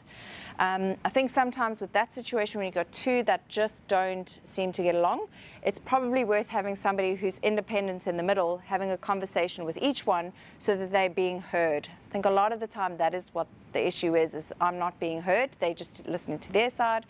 And so you can have a private conversation with each one separately, and then if it works, a mediation between the two. So having a conversation and saying, right, I want one person to talk, you listen, I don't want you to say anything. Person A can speak, everything. Tell me what's going on and I want you to listen. Then you switch and you go, right, thank you. I want you to now be able to respond to that and communicate, and this person has to listen. No interrupting each other, hear each other's hearts, because the listening is often where we find, they're kind of saying the same thing. Or they actually agree to each other when they've heard the other person out. That 90% of the time, I would say, goes pretty well when you can do a mediation between the two where they both feel like they're being heard, and then somebody sits in the middle and kind of goes, okay, have we both felt like we're being heard? What is the next step? What is the outcome? How can we make this relationship work? You don't have to be best friends, but if you guys are sitting out at like an 8 out of 10 in terms of poor relationship, how do we get that to maybe a 6? Just a little improvement. Doesn't have to be a 1, where we BFF, but how do we improve that relationship? So having somebody to mediate that conversation and then draw a line in the sand saying, right, even if they don't apologize, it's right, guys, we're calling it quits here. Going forward, this is the expectation of you both. So we're not going to discuss this anymore. It's over. And we move forward. So it might be difficult for the person individually to deal with that when a call is made, but sometimes that's what we have to do and say, right, it's kind of enough and we need to move forward. So that would be my advice in that situation. I don't know if anyone has an EAP, Employee Assistance Program. You should get one. They're great. So Employee Assistance Program is basically like a counselling service where staff can access and they can get free counselling and advice, and it's for all the staff and their family members. They've got a manager hotline and a coaching opportunity. I often refer people to those before a conflict, after a conflict. So they've got somebody in their court, purely in their court, just to hear them out and provide advice. And sometimes that objective third person can actually help them with the log or the spec, if you will. Yeah. As with some or many perhaps Christian schools, we don't have HR. Yep. Even though perhaps we should. Yep. And no. It's a new thing. Yep. Yep. If we're wanting to, so partly because of that, then when our teachers are feeling stressed in a Term 2 example, they don't know who to go to. Yes. but our senior management is not Accessible. engaged, Yep. not accessible. Think they're extremely, they're convinced they're extremely accessible, but just no one needs to come and see them. Am I saying something? No, I'm not meaning to. Sorry. So the question then arises, I've been suggesting that we do surveys, Yes. staff surveys, Yeah. but our principal is not keen on anonymous surveys. And my view is if they're not anonymous, they're not honest. Yes. And he'd rather have face-to-face meetings. Yep. And I'm trying to convince him that when you're signing their paycheck, people are never going to be 100% honest with you in a face-to-face meeting. And some people find that incredibly confronting. Yep. What's your advice, suggestions, etc.? Yeah. HR in schools is very new and therefore quite dated. So coming from Nespresso, where it's 76 people in the HR team and it's just innovating and policies exist and all of this exists and you're just constantly innovating, it's very different coming into a school and none of that is there. In saying that, I personally prefer anonymous surveys because I love feedback, as you can tell. So that is something I encourage management to not be scared of. It's okay, like let's rather deal with the raw truth of where our people are at, because then we can put in strategies to address that. Can I just say, the argument, which I think is quite a valid one, is you can't build a relationship with an anonymous survey. Yep. People identify a problem. Yep. I can't help them solve that because Yep. I don't even know who it was. Yep. So what we've done is after the anonymous survey, we've done focus groups. So that's quite helpful, is you do need a trust relationship. So it took my first year at Northside, I had like 14 people show or 14 people do my survey, and every year it gets better. But what happens is if you can do focus groups, and maybe it's not the anonymous survey, maybe you start just with the focus groups and you invite people to attend and you can discuss topics. So let's talk about communication, or let's talk about remuneration, or let's talk about strategy and vision. And you can ask questions. You've got to be able to guide the questions and be okay with some of the responses. But I also think people should be able to go to their manager. So the relationship between a people leader and a staff member is key. And I think that's where there's an opportunity in schools to continue to build. So it doesn't have to be that everything goes to senior leadership team or to an HR. I want to create an environment where an employee, if they're dissatisfied with something, they can go directly to their people leader, who is their advocate in hearing them, and can try and help them with their issue. So that's where I'd like to get us to. We're also not quite there yet. But yeah, so anonymous surveys, you could even start with not anonymous surveys and still then do focus groups to go, hey, let's unpack this. Can we talk about this a bit more? Or you start building relationships with people and you can say, oh, hey, whoever, Tracy, can you please help me unpack this a little bit? What we've done at Northside, which has worked really well, is we've got a group of culture champions. So these are staff members throughout the college who I sit with probably like 2 or 3 times a term, and I get them to help me with feedback. So I go, what's going on in secondary school? If we did a staff breakfast in term 2, week 10, how will the staff feel about that? And they're like, no, that's no good. So people will give me feedback on those kind of things in there. Hey guys, what do you think about the accessibility of senior leadership team? Can you get hold of them? So I'm speaking to people, yes, it's HR, but speaking to people within the college, and there's a kind of like a committee. So kind of like you'd have a social committee, you've got a culture committee who can maybe discuss that. So that's something to maybe think about. Like staff reps almost? Not in a union way. No. There is an option on surveys to say feel free to leave your name, so you make it optional. Yeah. And I don't know, maybe Tim would have some comment on this as well. But when it's not a trend, in your surveys, you could quite safely assume that it's just someone having a beef. That's something that. But if it's a trend, even if it's anonymous, if it's a trend, you know that it's true, and will ever ignore that. Well, Principal Worth itself would ignore that. Sorry, Tim, you had your hand up because you. I was just going to say, love the session, thank you. I think an external survey could be a halfway. where people can put their name on, they can put their contact details, and where there can be a degree of discussion. But then if it's a trusted external, then they can actually give the feedback to it. Totally. Also, people put their name on to an external, it creates a little bit of accountability about what they're saying and so on. So I think both ways can work. It also depends on, pretty bluntly, how desperate a situation the school is in. I've worked in schools where a survey would put their names on and just would never have come. No one would have said anything and had to be launched to Yeah. make a start. But yeah, so that can be a halfway point, just to get it started there. Yep.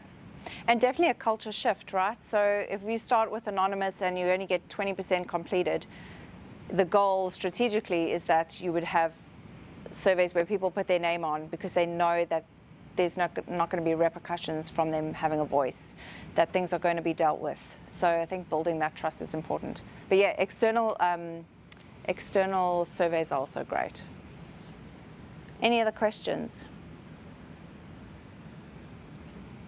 Good. Well, you so nicely said thank you to us. Thank you. I'm going to say thank you to you. So Thank you. Thank you. Oh, thank Can you. we That's put our lovely. hands together? Thanks, everyone. And since we had a gift for Natalie, our gift to you is an early afternoon. Yeah. How cool is that? Can I ask you we talked about the importance of word of mouth. Several of you have already commented on, this room should be full. Everyone at our school should be here. And I acknowledge, like I said at the beginning, that maybe our move from the start of the year to now, being in a school holiday, our timing wasn't perfect. But we'll do better next time. And if you see any email coming around from Admin Symposium or like that, just bring everyone, especially the principals. They like these jumpers, so and it's not, because what you get here, you do take. We talk about nuggets taken away from school. I wish that at the beginning of my career as a principal, I had that many nuggets in my pocket to them. Just things, just anecdotes to hold on to. My mantra now to principals, if I go do some pastoral care with all your principals, I would go to them and say, being a good leader in your school is not about programs. It's about people. Because, believe it or not, some of our principals forget that they actually work with people.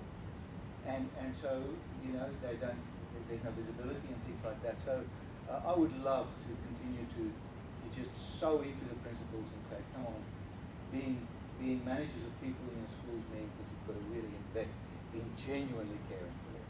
Not fake caring, not, just necessarily feedback caring, that's all good, but genuine caring. And so the same applies to you, but care for yourself as well. It's always important. And the EAP, at the Leadership Summit, if you are going to the Leadership Summit in the Gold Coast in July, the end of July, there will be a group called Empathia, I think, and it's a new group formed in Victoria, and they have now partnered, they've sponsored our conference. They want to talk to our principals about a Christian EAP program. We know the Catholic sector has done it. Some of you might have your own EAPs, you've got counsellors, but it's good to have an external in that sense as well. Employment assistance program is almost, I think in certain states and territories, it's a must for your school to be registered. Have you got? You need to be able to show the authorities that you've got an EAP. But enough from us. I'm going to wrap up with a word of prayer, and then please drive safely if you drive home and enjoy your weekend. Okay? Father, we give you thanks for Natalie, for the wonderful contribution she made, for Tim, James, Lord, you are gracious and good to us, and again we want to thank you for this opportunity today. We thank you for the hospitality that City Point has provided for us on this beautiful day to be here to learn and to grow and to extend ourselves into new ways of thinking and new ways of approaching our schools, our enrollments, our marketing, conflict, whatever it is that we talked about today. Bless that in our practice, bless it in our hearts, in our personalities, and above all, Lord, we thank you for the loving God that you are. In Jesus' name, amen. Amen. Go home and enjoy. Thank you, Natalie. Pleasure. That's so cool.